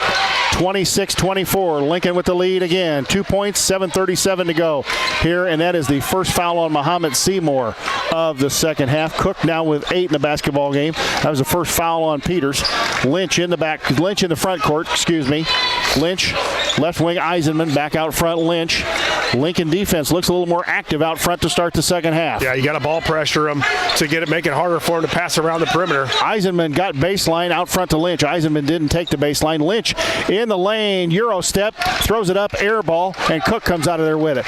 Here we come in a hurry. Schilling quickly up the floor. Now Schilling kicks it back out to Carson. I'd almost isolate Carson. This is the same guy that he took to the rim a couple times in that first quarter. Randolph, isn't it? Yes, Finley Randolph. Yeah. Yep. You can't say with Keon for sure. Cook to Carson. Nobody in the lane for Lincoln. Biven in the corner, Saucy. Saucy kick to Cook. Kick to Biven. Biven going to spin on bomb to Cook. Schilling. Now to Keon. Time to go right now. Keon. Saucy. I thought they were going to isolate him there on the right side. Schilling the long three. Got it! A Chris Coyne State Farm three. Trey Schilling with the tray. 29-24. Big back-to-back three-point plays. One by a three-pointer and one with a big and one from Cook. So great way to start this third quarter. Finley Randolph quickly up the floor. Ball batted away by Cook to Saucy's hands. Good defense by the Railers. Cook open. Cook down the lane. Great pass from Carson. Good fake up and good. Out of that shot fake, huh? Oh, and Ryan Bosch has got to get a timeout. It'll be a full timeout. Josh, let's go ahead and keep it right here. But what a start to the second half by Lincoln. How about my keys? Push the basketball and shot fake. Works a little bit. So, yeah, Railers with a couple three-point plays. One with a three-pointer, one was a three-point play, and then we pushed the ball. Cookie's man was back. Didn't get back on defense, and Keon with a nice bounce pass. I guess that was part of our Me Realty list of the game we forgot to do because of sophomore game. 3. All I needed was 2. There you go. You only needed 2, folks. So the Me Realty list of the game. When it's time to sell, if you're looking to buy, check the listings at MeRealty.com. Our three-point sponsor, of course, Chris Coyne, State Farm Insurance. Me Realty, Culvers of Lincoln, Chase Lowry, Edward Jones Financial, Headline Salon, Town and Country Bank, among our proud sponsors here for the radio broadcast for Rail Splitter basketball, along with Carpet House, Lincoln Heating and Cooling, Lincoln Printers, Capsil, Grau Incorporated, Schneider Chiropractic, Eaton Corporation, Chris Coyne, and, of course, Chicago Street Rentals, your opening tip-off sponsor. So, Josh, you've got the lead back out to 7 points. You want to keep the momentum up, don't you, at this point? Absolutely. Bury him right now. You know, you've got the momentum. Good timeout by Mahomet-Seymour to kind of stop that momentum for the Railers, but you've turned them over. You've got a couple rebounds. You've gotten a 3. You've gotten an and 1. You got out of the break. So take it. Finley. Oh, Cook knocks it out of bounds, and Cook with some spirit right in front of the Mahomet-Seymour student crowd, knocked it out of bounds. Still kind of hoarse from yelling at the TV the other night at the Illinois game. So Wyatt Baum. Did it help yelling at the TV? It never does me. No, I keep telling my son that too, but I couldn't refrain. Finn Randolph out front to Lynch. Lynch, Randolph, they go inside. Ball knocked away, and I think Biven going to get called with the kick. Yep. Ball out of bounds, Mahomet-Seymour. I wonder why it gets there. It looks like the kick was above. I don't know. It should have been that. Above the free throw line, wasn't it? I thought so. Wyatt Baum inbounds the basketball. Looking. Go out front to Finn Randolph. They're posting Peters. And Baum running the baseline now. Right wing Eisenman. Long pass to Lynch, nearly threw it away. Yeah, nice. Lynch inside Peters. Randolph out front. In the corner, Eisenman. Eisenman can shoot it. Randolph, good defense by the Railers. They go into Peters. Back out front, Randolph. Randolph drives in. Baseline, Eisenman. 10-footer off the baseline. Up and good. But the Railers played pretty good defense, too. The time before that, Eisenman caught it in the corner, and both Biven and Saucy ran at him, but they did a good job because I don't think Eisenman can put the ball on the floor. He's a spot set-up shooter, and that time they worked it enough around to get to him. Saucy out front, Carson. Keon going to take Randolph down the lane, up, no good. Rebound, and here comes Baum in a hurry to Lynch. Fast break. Mahomet, good defense by Trey Schilling, blocked it out of bounds. Yeah, good hustle by Trey. You don't love to see the hustle, get back, block the shot, or get him a foul. Don't give him an easy basket. And Keon, we thought he could get by Randolph down there and got by him, but then got his shot blocked. Lynch in the corner, in trouble, goes into Peters. Randolph throws up a 10-footer, got it. 31-28, the Lincoln lead. A great crowd made its way over here from Lincoln. Yeah, Josh? As soon as you build that lead. Biven, a long 3, and the whistle blows, and what was the call? Timeout by Coach Al. Probably a good one because Biven missed the 3 or went around and out. 30-second timeout. Again, Me Realty, located at 602 Keokuk Street in Lincoln. Whether buying or selling, trust the professionals at Me Realty. For more information, check out MeRealty.com. Culvers of Lincoln, home of the Butterburger. Stop by before or after the game, located at 2530 Woodlawn Road in Lincoln. Chase Lowry, Edward Jones Financial. Edward Jones is a proud sponsor of Railer basketball. Call financial advisor Chase Lowry at 217-732-7524 for all your investment needs. Edward Jones, member SIPC. Let's go Railers. Blades Hair and Nail Salon, located at 241 Madigan Drive in Lincoln, offering salon services for hair, skincare, waxing, nails, lashes, and brows. Go online to bladeshairandnailsalon.com or call 217-732-7213. Lincoln inbound the basketball after a 30-second timeout by Coach Al. 4:43 to go here in the third quarter. Cook in the corner against Peters. Back out front, Schilling. Schilling to Biven.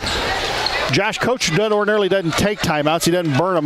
That one's a little bit interesting that he took that timeout at that point in time. He must have saw something he didn't like. Yeah, I think Coach Gregg went right to the chalkboard and drew it up.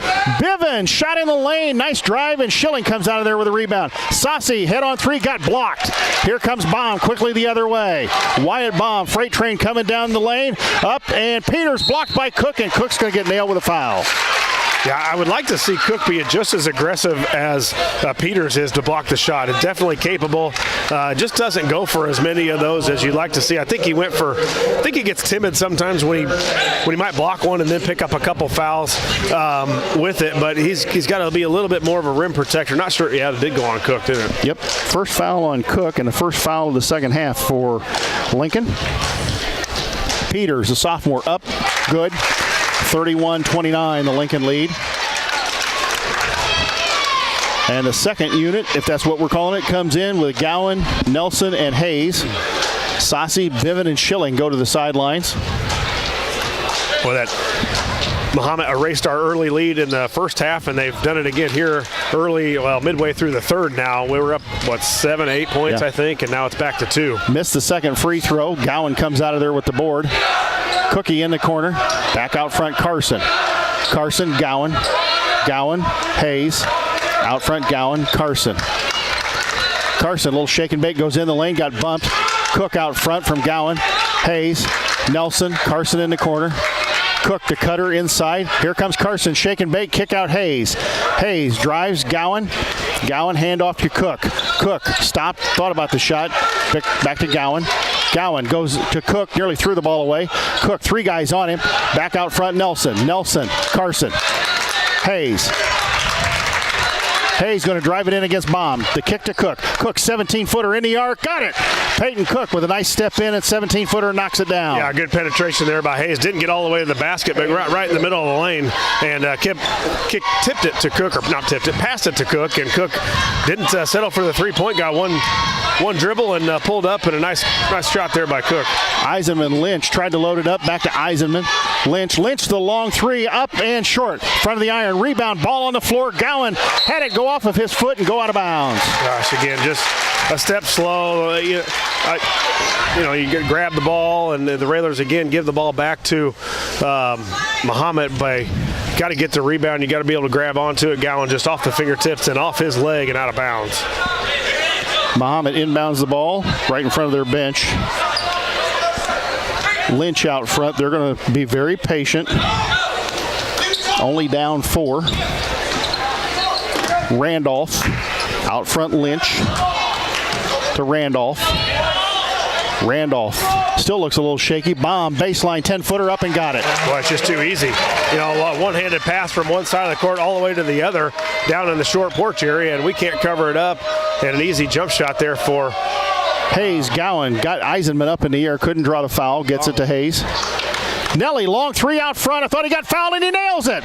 A Chris Coyne State Farm three from near the volleyball line, and it's 36-31 Lincoln.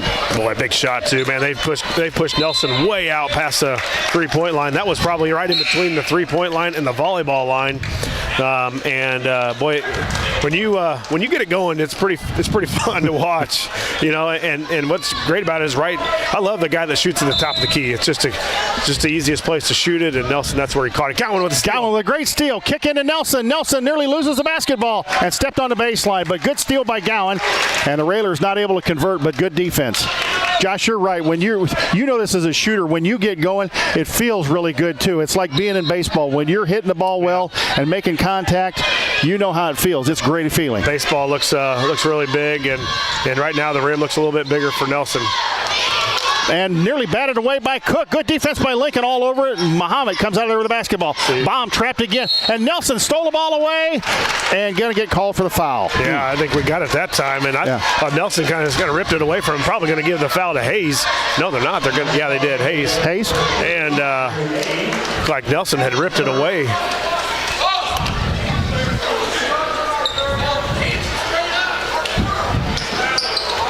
Coach is protesting the call, but not going to make any difference as they go in the corner. Dyer out front, Randolph to Dyer. They go inside Peters through his legs. Hayes picks it up. Hayes to Carson. Keon going to push it to Gowan. Gowan wide open in the corner. Steps inside the three-point line. 12-footer up, no good. Rebound Bomb. Actually about a 15-footer for Gowan off the baseline. Bomb to Peters. Peters in the corner. Eisenman long three up and no good. Rebound. Gowan may chase it down. Yep, he does. Gowan quickly up the floor. 1-on-4. Pulls it back out. Nelson. Cook. Carson. 1:13 to go here in the third quarter. Lincoln up 36-31. Out front Gowan, top of the key. Looking Nelson right wing, goes inside Hayes. Hayes going to spin on Bomb, throws the shot up. Good! Yeah, nice move by Hayes. Exactly what we need out of him. A couple points around the basket. A nice strong power dribble and then a one-hand hook over his left shoulder. Big basket there for the Railers. And Drew Hayes with a nice post up. They go in the corner. Eisenman loads up the three again and got it this time.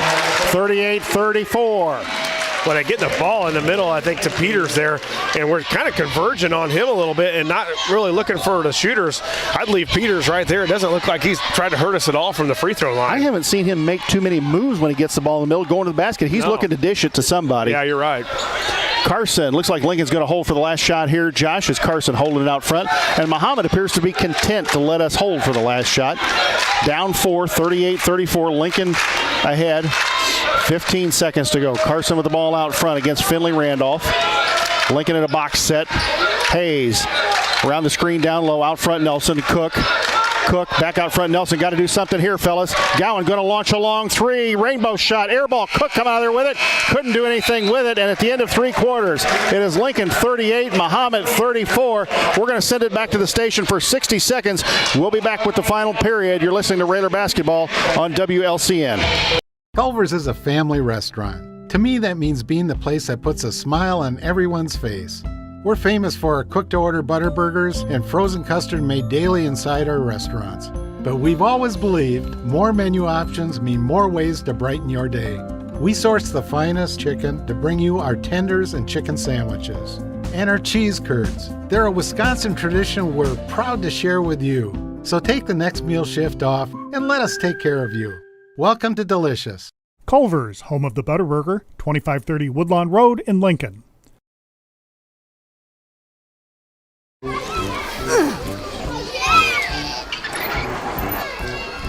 If you love them enough to crawl into a play place to get them to come down, then surely you'll check nhtsa.gov/the right seat to make sure they're in the right car seat.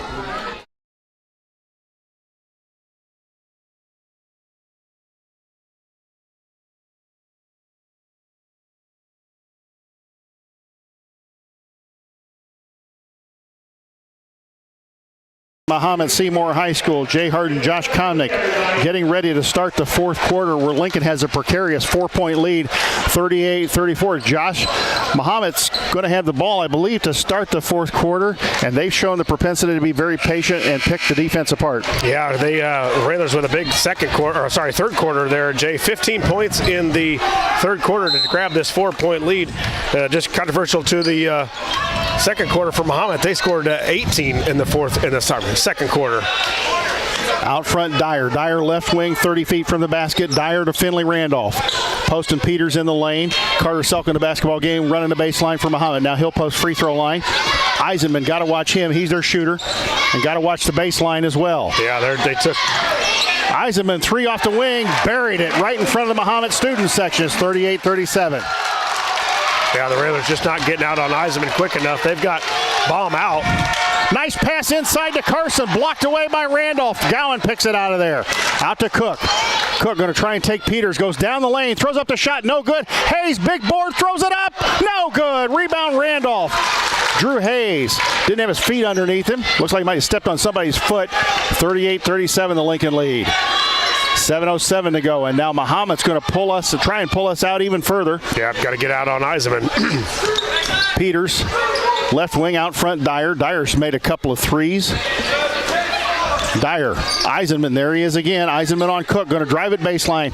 Throws it out to Randolph. Randolph, Dyer. Dyer down the lane, 10-foot running one-hander. And what's the call here? A foul on Lincoln, it appears. Foul on Hayes, I believe, after the shot. Two shots, it looks. Foul is on Drew Hayes. And that is 2 fouls on Drew Hayes, 3 fouls on Lincoln. Dyer, the first one up and got it. Nothing but the bottom of the net. Adam Dyer, 6'1" senior. Game tied at 38. Second one for Dyer, up and good. Mahomet takes the lead again. Their second lead of the basketball game, 39-38. Carson the other way, goes to Cook, right wing. Cook out front, Hayes to Carson. Carson looking inside for Cook, out front Gowan. Gowan back out front, Carson to Gowan, to Nelson. Hayes corner. Hayes, Carson. Keon going to drive on his man, drew the foul against Finley Randolph. Yeah, I think Keon's got to do that about every time he catches the ball, gives some sort of penetration toward the hoop. The outside the perimeter doesn't work for him. He's just not going to create anything for a shooter. So he's got to get something going to the basket to create. I thought right there he was going to set up Gowan for a three. Carson out front looking for Nelson in the corner. Eisenman watching Nelson. Long pass to Hayes in the corner. Hayes going to drive on Selk. Back out front, Carson to Nelson. Cook in the corner, Gowan. Gowan faked his man. Back out front, Carson. Carson to Gowan. Here comes Hayes. Hayes on the cut to Cook. Go Cook. Cook going to go down the lane. Cook, nice spin move, and I think he got fouled. Yep. Carter Selk, I think, going to get called for this foul before the shot.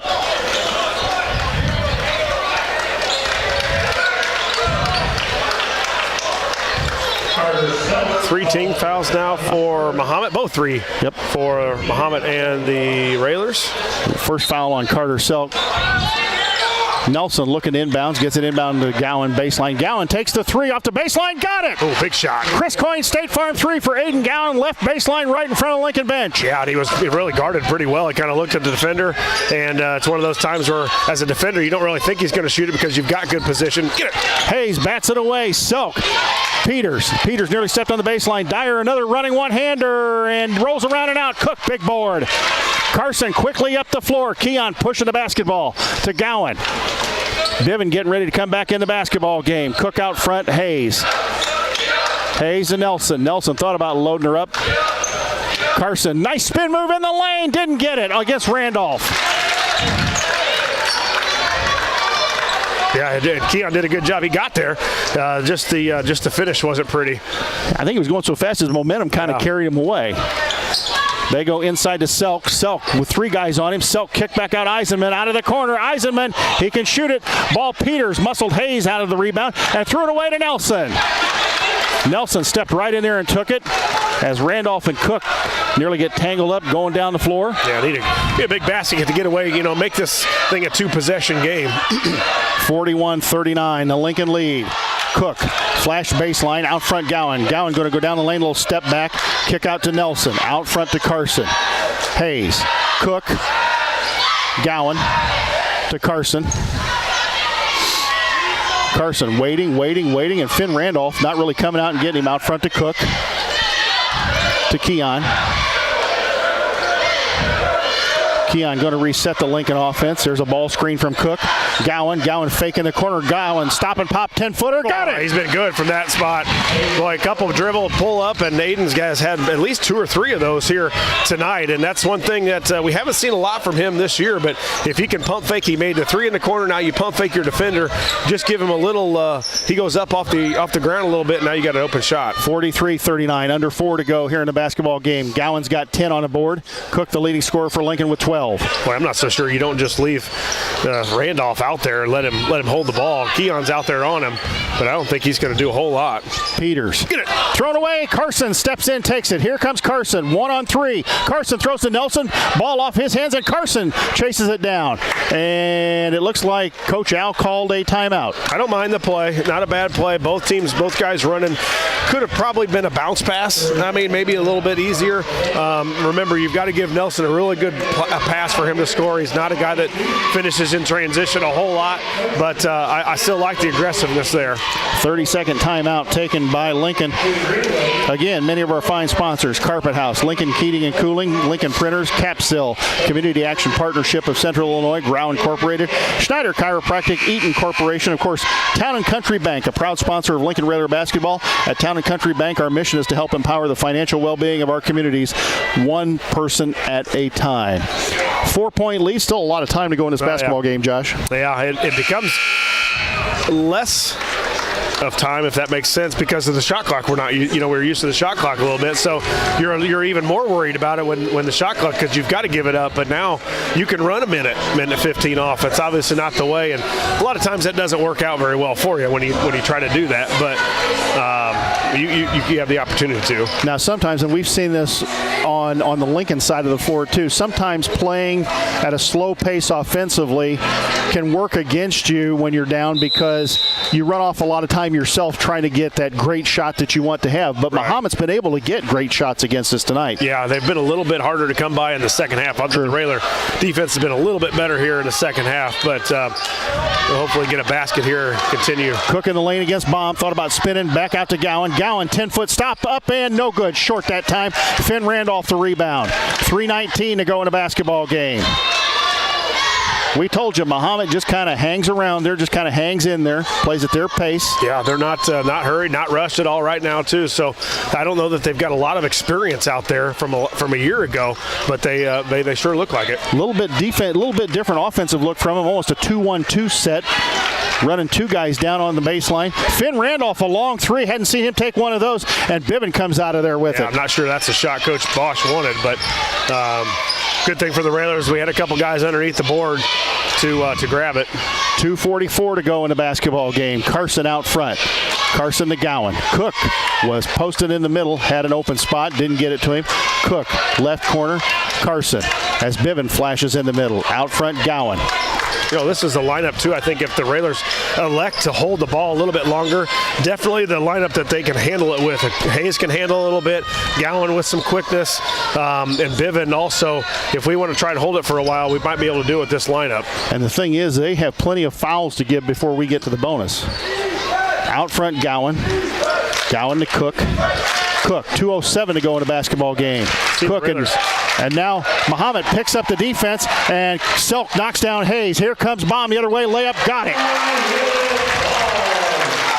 Hayes inbound to Carson, 43-41 the Lincoln lead. Almost like we just handed it off to him. Out front Hayes, it's almost like we weren't ready for when they came at us. Gowan out front, Biven. Cook thought about it, didn't take it.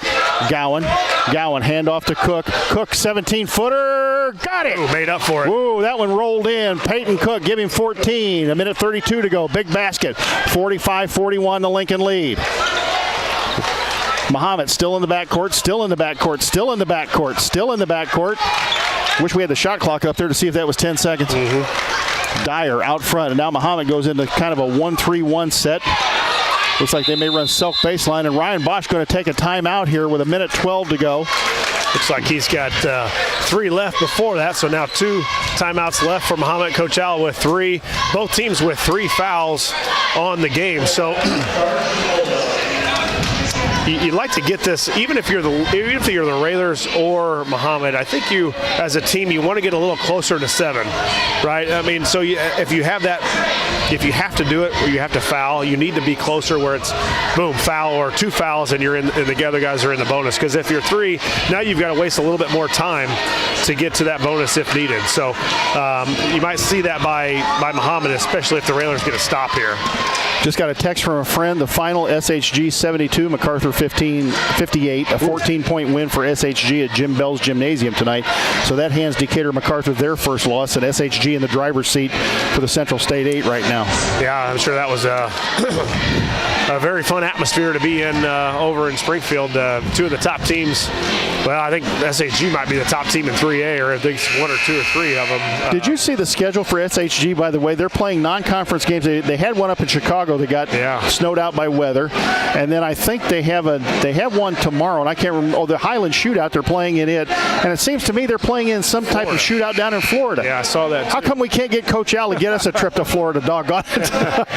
Yeah, I would take it. Hey, I'll go to Georgia, Alabama, any place warmer, we'll go, won't we? Yeah, yeah, we can easily get down there. Yeah, no problem. So we're going to work on Coach Al a little bit on that. 45-41. So if you're Mahomet, you get a bucket here, you're probably going to put on full court press whether you get a bucket or not. Yeah, I think you become real aggressive and foul. I think you have to, yeah. Just to get a little bit closer to the bonus.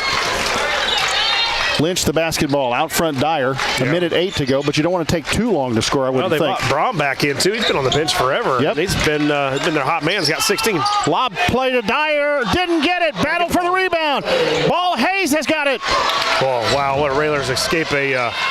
Hayes to Carson, and Carson's going to get a lot of pressure. Gets it to Hayes. Need to get it across the 10-second line. Biven, Cook, going to go down the lane. Cook, kick to Hayes. Hayes, layup time. Didn't get it. Oh, and a foul.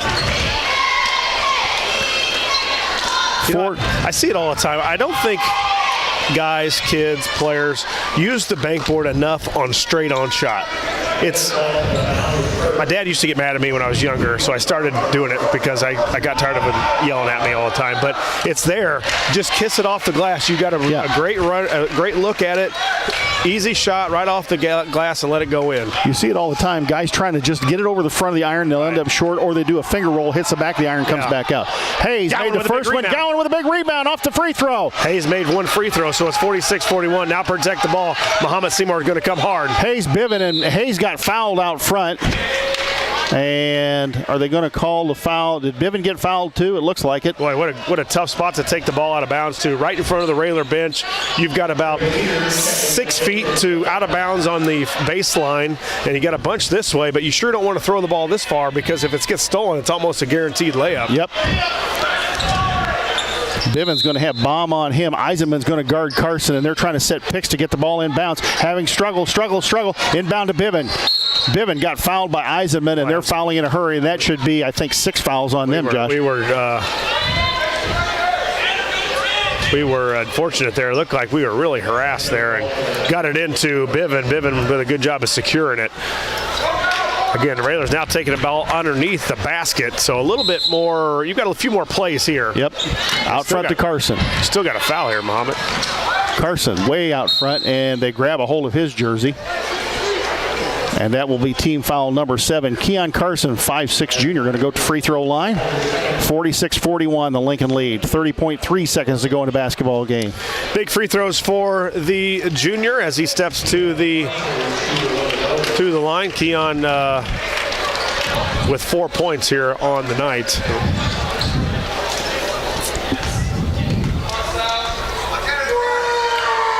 Keon, first one up and got it. Good. Big free throw for Keon Carson. It's kind of like baseball. You always want to keep that grand slam within distance, or you're at least up the grand slam. You still want to be up the 3 or 6 here for the Railers.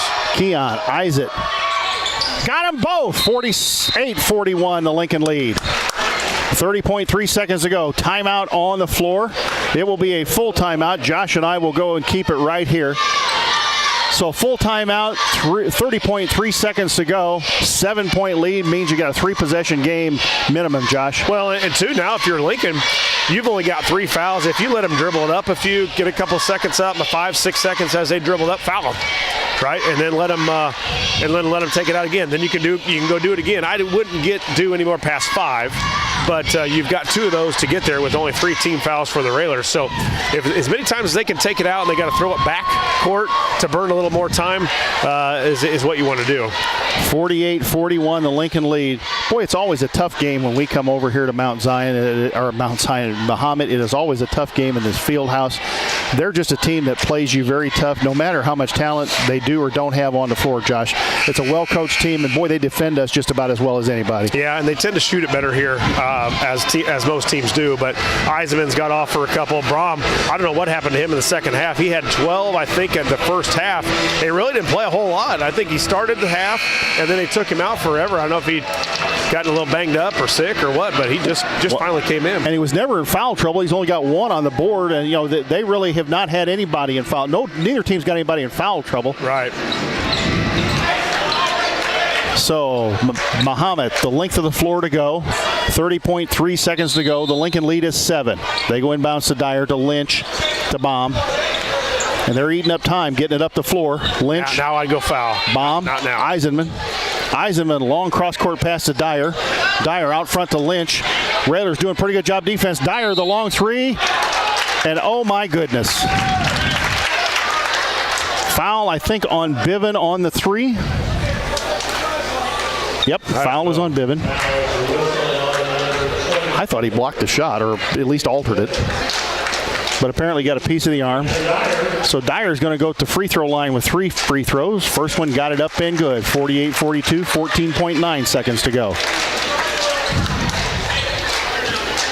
Imperative, Josh, that going the other way, if we've got to inbound the ball, imperative to get it inbounds. Yeah, you're right. And remember, on a make, good miss there for Mahomet. On a make, so many kids forget, and whether the coaches don't do a good job of telling them or the referees don't remind them, but you've got the baseline on the make, and so many guys forget that or don't know it or whatever and don't use it. You have to use that when you've got the ability to run the baseline. The other thing that's imperative too is for the Lincoln kids to know how many timeouts you got left. So if you've got to burn one, make sure you got one to burn. Coach has always been good about, if I remember back, playing or coaching, he always reminded us, or one of the assistants, Larry Engel, that's what his job was to remind us as we left the huddle to let us know how many timeouts we had left. So you've got to know that. You got to know that you can run the baseline, and you've got to know also, if you can, who your free throw shooters are.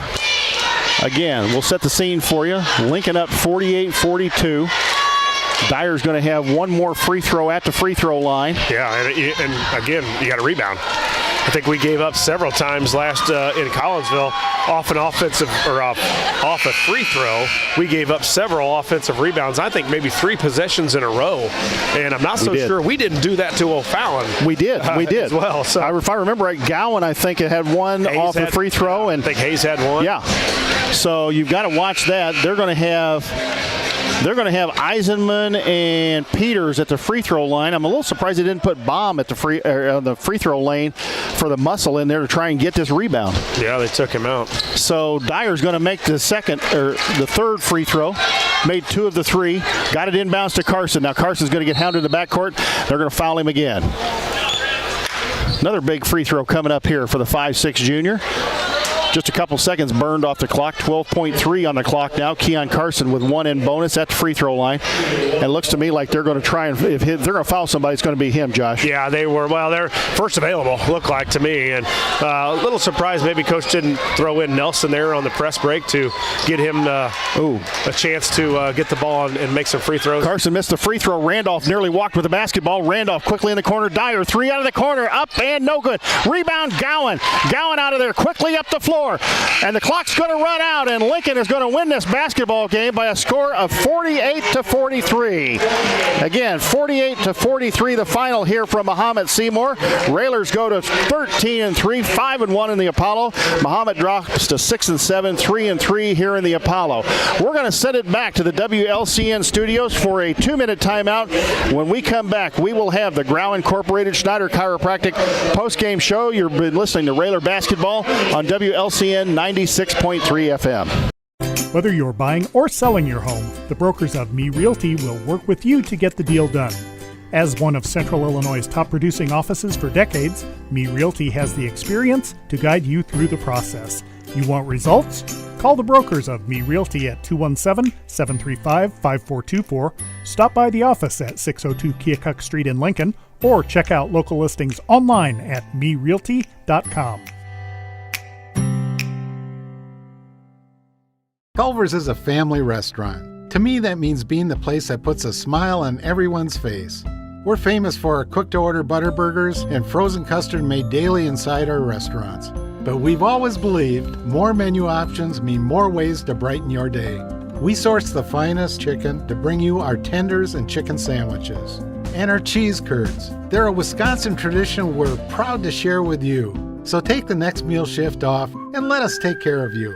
Welcome to Delicious. Culver's, home of the Butterburger, 2530 Woodlawn Road in Lincoln. Hi, Joe Ryan here with Country Financial. As pensions go by the wayside and your retirement approaches, have you thought about what your retirement income will look like? No, I'm not talking about how much money you have saved. I am talking about a retirement income, a guaranteed paycheck for life. That's right, a paycheck issued to you every month for the rest of your life. Sound interesting? Let's talk. 735-4385.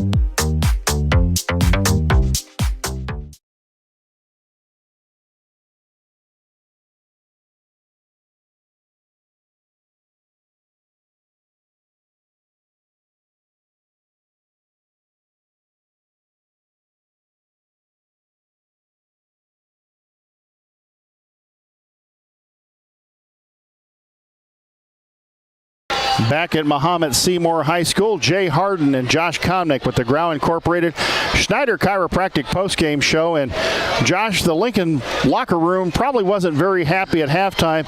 The mood's a lot different in there after this ball game. Yeah, you're right. They had a nice second half, Jay. As we look back through the scoring, the Railers led 13-6 after one, trailed at halftime 24-23. Had that big quarter in the third, go 38-34.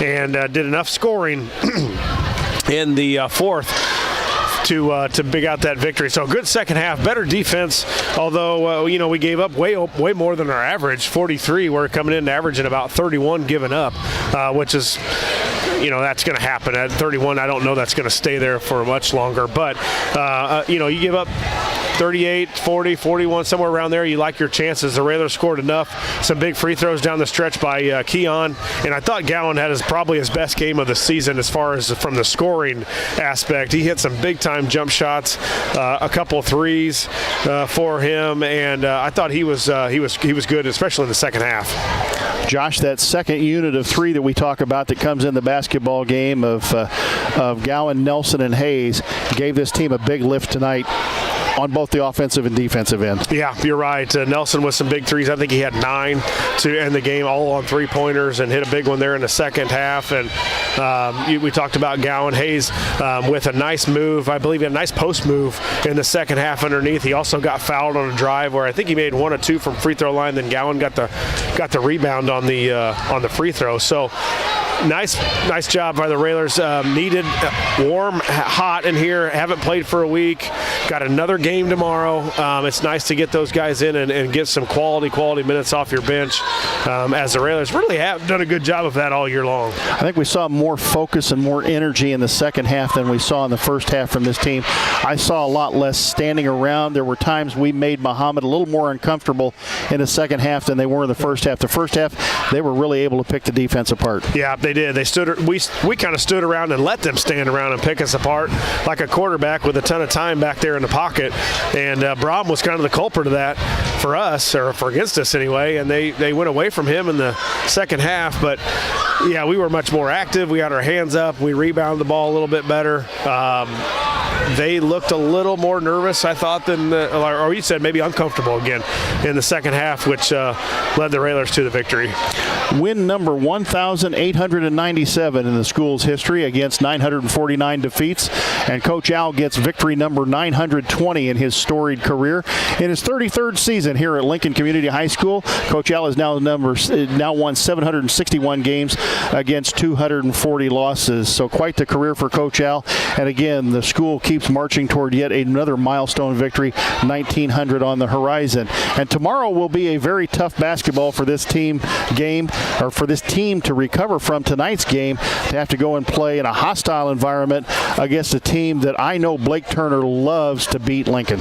Yeah, and I'm sure they played tonight, so they'll be not as fresh either. But yeah, you'll be right. It'll be a little bit different atmosphere, as we've had the other afternoon game, which I don't know that we got out to a great start on that because it was just obviously a little bit different, but hopefully we're used to that. Just got done with Collinsville where we played a couple 2:30 games, I believe, and the same thing tomorrow at Lanphier. 2:30 for the varsity and 1 o'clock for the sophomores. The sophomores off their first loss of the season here, so they'll be ready to get going again tomorrow. Let's go ahead and send it back to the WLCN studios. We'll take a 2-minute timeout and be back here with more of the postgame show.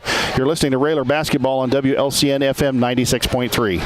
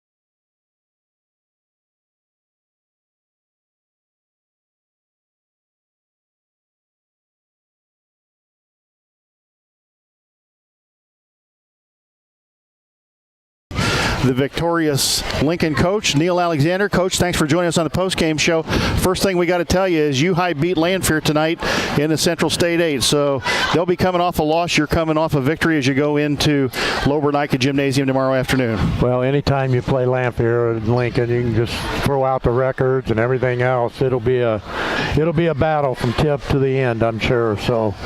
Well, and you got one tonight, Coach, too. It was a hard fought. Kind of a game of runs. You know, we got up in the first, and they came back and took the lead in halftime, and then we came back and had a nice third quarter, and they made another run after we got up about 8, and then we kind of salted it away in that fourth quarter. But it was kind of back and forth. Yeah, it was a back and forth game, and you know we jumped up early. And then they bounced right back on it, and we did some things defensively that we allowed them to do what they do best, and that's dribble, drive, kick. And they got shooters. They don't have one shooter. They got several shooters that's parked out there, and they're really, really improved from the last time we played them, and they're only going to get better. Yeah, they kind of were able to pick us apart a little bit with their standing, and we didn't make them uncomfortable. I thought our defense was a little more aggressive in the second half, made them turn the ball over. Some quick shots I thought they took where in the first half they were pretty much running that a minute, 45 seconds, and then getting a really good shot, and they knocked more down in the first half than they did the second. And I'll even ask you too is, going back to last weekend, what'd you think of the shot clock? I loved it. Yeah, I kind of missed it here tonight a little bit. I just like that, but it keeps you playing. Yeah. Even if you've got a lead, you have to continue to play, and we're very, very good at getting the lead and setting on it and losing it, and not being aggressive. We said the same thing at about the 3:13 mark, I think, or something like that. Like, we could salt this thing away we're just as athletic as Mahomet. Now, if they had a little quicker speed, maybe you can't do that against them, but I thought we could run at least a minute and a half and still get a good shot off, and then that just limits your possessions, where we talked about it with the shot clock last week, where you just couldn't do that. Right, and and I liked it. I did. After I've thought about it, and we've played with it, it happened tonight to where they had some possessions that were long, and you play a disciplined team, that's to their advantage with those shot clock. You can be disciplined all you want, but if you got to shoot it every 35, it's going to be a little different game. I got to admit, I didn't think I would like it at first. I really didn't. I thought it would lead to a lot of bad basketball, but I didn't see it. I didn't see that much really bad basketball down at Collinsville. I think what it did, and I think you've brought up a good point, is it makes you play. It makes you run an offense. It makes you do something. You can't just sit out there and hold the basketball. And it doesn't really matter if you're ahead or behind. You still got to do something with the basketball. Still got to go, and you got to be able to salt it away. I mean, you got and I told the kids, you're playing basically a bunch of 35-second games, and let's win every one of them. So. And even with the 35-second clock, if you've got enough, if you've got enough of a lead, somebody may have to foul you down the stretch anyway. So you may still end up having to make free throws down the stretch rather than just trying to get that shot off before the shot clock expires. Yeah, very much. And it just makes you play, and it makes your opponent play instead of standing around and doing that. So. Well, Coach, and tonight, going back to tonight's game, Aiden Gowan had to play tonight. I thought his best game offensively was tonight. Hit some nice pull-up jump shots, which led to getting the pull-up jump shots. He had some nice ball fakes because he made some threes from the outside first, and then he was able to get to where he's pretty good at, 15 feet, one dribble pull-up, two dribble pull-up, make it, and boy, it's some much-needed points by a guy we've been waiting for. Yeah, I thought he's got a great 15-foot game. Pull-up, he's got that pull-up baseline. And we're trying to teach the kids to dribble into an area, find a hole, and pull up in that hole before the defense can get to you. Yeah. And, we can talk about his, making the shots and everything, but probably the biggest play he made was a rebound down there, offensive off of a free throw. Yeah. And I thought Aiden had one of his better basketball games tonight. Yeah. Peyton Cook struggled in the first half against their sophomore kid, but he really kind of turned some grit on in the second half, had a couple nice Josh said he needed to do a couple of ball fakes, which we got there, and a couple of nice moves where he went up strong and got the bucket and the foul. And I think he needed that himself. Yeah, very much. And we talked about shot fakes, and he was just in a pattern down here the first half. He's known to just be able to dribble and get up above everybody, and that kid was long. Yeah. And I mean, he's 6'6", 6'7", and he matched Cookie with his length, and he blocked some of his shots, but he rebounded second half and really. He had a couple three-pointers down there the old-fashioned way, and because he used the shot fake. Your team came out, I thought, with a little more energy there in the second half, offensively and defensively. They made Mahomet-Seymour a little more uncomfortable there in the third quarter, which helped him to get out to a lead. And again, as Josh said, Mahomet made another run, but you still were able to make some plays and you'll get enough of a lead to kind of salt it away there at the end. Yeah, they're just very disciplined and patient, and there's a good chance we could see them two more times. And every one of those games are going to be just like this one. Well, Coach, tomorrow, again, the Railers in action on the road in the afternoon, 1 o'clock for the sophomores, 2:30 for the varsity against Lanphier at Lanphier. And as you said earlier, it'll be a good one. It always is. And I hope the guys are ready to go. It's a tough one here. It's warm. It feels good. Well, they ought to feel good. Did you fiddle with the thermostat when you got it? I couldn't find it, but somebody did. Yeah, I really like it. You got a sweat going quick, and a game after a long break after Collinsville. They'll need a little rest here tonight, and then they got to be ready to go again tomorrow. Well, I always call this the Christmas blues game because I've watched a lot of basketball, and that first game after Christmas is usually pretty rough. Yeah, sophomores look like it. Yeah, and we talked about it. We talked about the Christmas blues, and they sure didn't respond to it. But the varsity, I thought, came out and played hard, and I thought we had 3 or 4 really good days of practice to where we're getting after it and moving and doing some things. But we still got a lot to do, and this team will never, all the teams will never be perfect, and that's what we're striving for. What can you tell us about your opponent tomorrow, Lanphier? I know that they've got that big kid still in that. Austin Robinson is their big kid still in the middle. Is he a pretty physical basketball player? Yeah. I thought he was from the last time I saw. They've got 2 kids in the middle that'll give us trouble if we don't come with our mind to rebound. Their guards, or Lanphier guards, are very quick. They're going to try to dribble drive it and, create that way. And they're going to do a lot of things defensively. 2-2-1, 1-2-2, 1-3-1 half court. They're going to play man, run and jump. So you got to be ready to play against it all. And I hope that, we're ready to play. And I did get a note from Lanphier today that if our fans are going, they enter on 11th Street, which is the west side of Lanphier, their gymnasium. We usually in the past have gone in on the east side, so it's on the other side, and there's a parking lot across the street, and they're not open the doors till 12:30. So if you're listening, folks, and you're planning on going down, keep that in mind. They're going to open the doors till 12:30, and seating at Lobernica Gymnasium is limited down there. I think it only seats about 1,600 people in their gym. Yeah, and they have nowhere to go out for a concession stand or anywhere. They have 3 ends pulled out.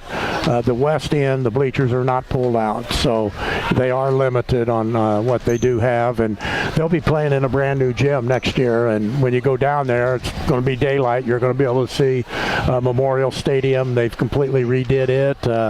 It's now turf. So you got turf, and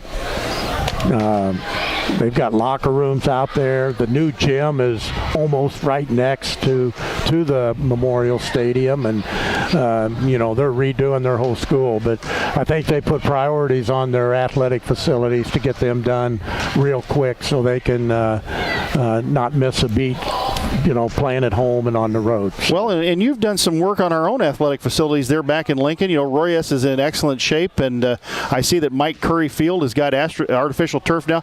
Josh would have liked to have had that artificial turf when he played. But we've got a few more games in, too. There you go. Josh would have beat the ball in the ground and legged him out. I'm telling you, from an athletics director standpoint, I'm thrilled. Hopefully, as long as it's not just a straight downpour, you're going to be able to play in a little bit of mist and rain, and hopefully we're not going to have to cancel. From the night before, you'll be able to play. And even if it pours 2 inches the night before, you're still able to play on time the next day. And from my standpoint, that's a good feeling. I know. I think between on the baseball side, we had freshmen, sophomore, and varsity. I think we canceled about 39 games last year. Yeah. And the girls, we only canceled about 12 or 13 because when we had issues, the junior high was very good to let us move over there and play some games. So it was, I'm looking forward to it. Well, Coach, we're never going to have a happy bus ride home. A big win here at Mahomet-Seymour, 48-43. You stay 1 game behind Mount Zion in the conference race. I don't know what they did tonight, but they're going to be tough to catch. I think they played at Effingham tonight. Okay, so we'll check and see what the score of that game was. But right now, Lincoln stands at 5-1 in the conference race, a game behind Mount Zion, but puts Mahomet 3 losses and 2 games behind Lincoln and 3 games behind the conference leader. Coach, thanks for joining us on the Postgame Show. Oh, you're welcome. Thank you. Thanks to Neil Alexander. Let's wrap it up here, Josh, from Mahomet-Seymour. I'll go down to some of the scoring here real quick. So for Mahomet-Seymour, we know Wyatt Baum had 16, Adam Dyer 10, and Dayton Eisenman 12. And you're right, Wyatt Baum had 12 there in the first half, and it saw limited action in the second half, and we couldn't figure out why. Yeah. For Lincoln, for the victorious Rail Splitters, Peyton Cook led the way with 14. Aiden Gowan had a great game with 10. Keon Carson with 6. Some big free throws down the stretch. Camden Nelson with some big threes got 9. Trey Schilling with a big 3 had 3 in the game. Tyler Saucy played, did not score. Drew Hayes had a bucket and a big free throw for 3. Jake Biven, a three-pointer. He had 3 points again. Lincoln the winner, 48-43. That's going to wrap it up here in Mahomet-Seymour. Our next broadcast is going to be tomorrow afternoon, where the voice, Scott Kirby, will return to do the game along with Josh Comnick down at Lanphier. The Railers are on the road at Lobernica Gymnasium to take on the Lanphier Lions. Broadcast will begin with a pregame show at around 2 p.m. 2:30 tip-off slated down at Lanphier. I would suggest you get there early. Seating is going to be limited. If you can't get there, join us on WLCN online, on WLCN FM, or on the YouTube channel. First station manager Jim Ash. Studio producer, director Joe Lee. We appreciate her and all she did back at the studio. For our on-site engineer, cameraman Lloyd Kirby. This is Jay Harden for Josh Comnick. Once again, the final score, Lincoln 48-43. Railers now 13-3 on the year. Hope you enjoyed the broadcast. We know Railer Nation really enjoyed the outcome. We ask you patronize our sponsors. Say thank you for allowing us to bring you Lincoln Rail Splitter basketball each and every year from Mahomet, Illinois. Good evening, everyone. It's time to send you back to the classic rock experience on the Nighttime Fix 96. Again, good night and thanks for listening. WLCN 96.3 FM and WLCNonline.com present Lincoln Community High School Rail Splitter basketball. WLCN's live stream video coverage of Railer basketball is brought to you by these fine sponsors. Me Realty, locally owned and operated. Me Realty is Logan County's top producing real estate agency year after year. Call 217-735-5424 or browse listings online at merealty.com. Culver's of Lincoln, home of the Butterburger. Stop by before or after the game, located at 2530 Woodlawn Road in Lincoln. Heartland Community College is Lincoln's community college. At Heartland, you'll get the personal attention and support you need to be a successful student. Discover Heartland, discover your future. Visit heartland.edu/Lincoln. Schneider Masonry, family owned and operated in Central Illinois with over 40 years of experience, serving builders, contractors, and homeowners. Free estimates available. Call 217-314-9654. Blades Nail and Hair Salon, located at 241 Madigan Drive in Lincoln, offering salon services for hair, skincare, waxing, nails, lashes, and brows. Go online to bladeshairandnailsalon.com or call 217-732-7213. Joe Ryan Country Financial, located in downtown Lincoln at 509 Pulaski Street. Call 217-735-4385. Thank you for watching WLCN's coverage of Lincoln Community High School Rail Splitter basketball. Whether you're buying or selling your home, the brokers of Me Realty will work with you to get the deal done. As one of Central Illinois' top producing offices for decades, Me Realty has the experience to guide you through the process. You want results? Call the brokers of Me Realty at 217-735-5424, stop by the office at 602 Keokuk Street in Lincoln, or check out local listings online at merealty.com. Culver's is a family restaurant. To me, that means being the place that puts a smile on everyone's face. We're famous for our cooked-to-order butter burgers and frozen custard made daily inside our restaurants. But we've always believed more menu options mean more ways to brighten your day. We source the finest chicken to bring you our tenders and chicken sandwiches. And our cheese curds. They're a Wisconsin tradition we're proud to share with you. So take the next meal shift off and let us take care of you. Welcome to Delicious. Culver's, home of the Butterburger, 2530 Woodlawn Road in Lincoln. Hi, Joe Ryan here with Country Financial. As pensions go by the wayside and your retirement approaches, have you thought about what your retirement income will look like? No, I'm not talking about how much money you have saved. I am talking about a retirement income. a guaranteed paycheck for life. That's right, a paycheck issued to you every month for the rest of your life. Sound interesting? Let's talk. 735-4385.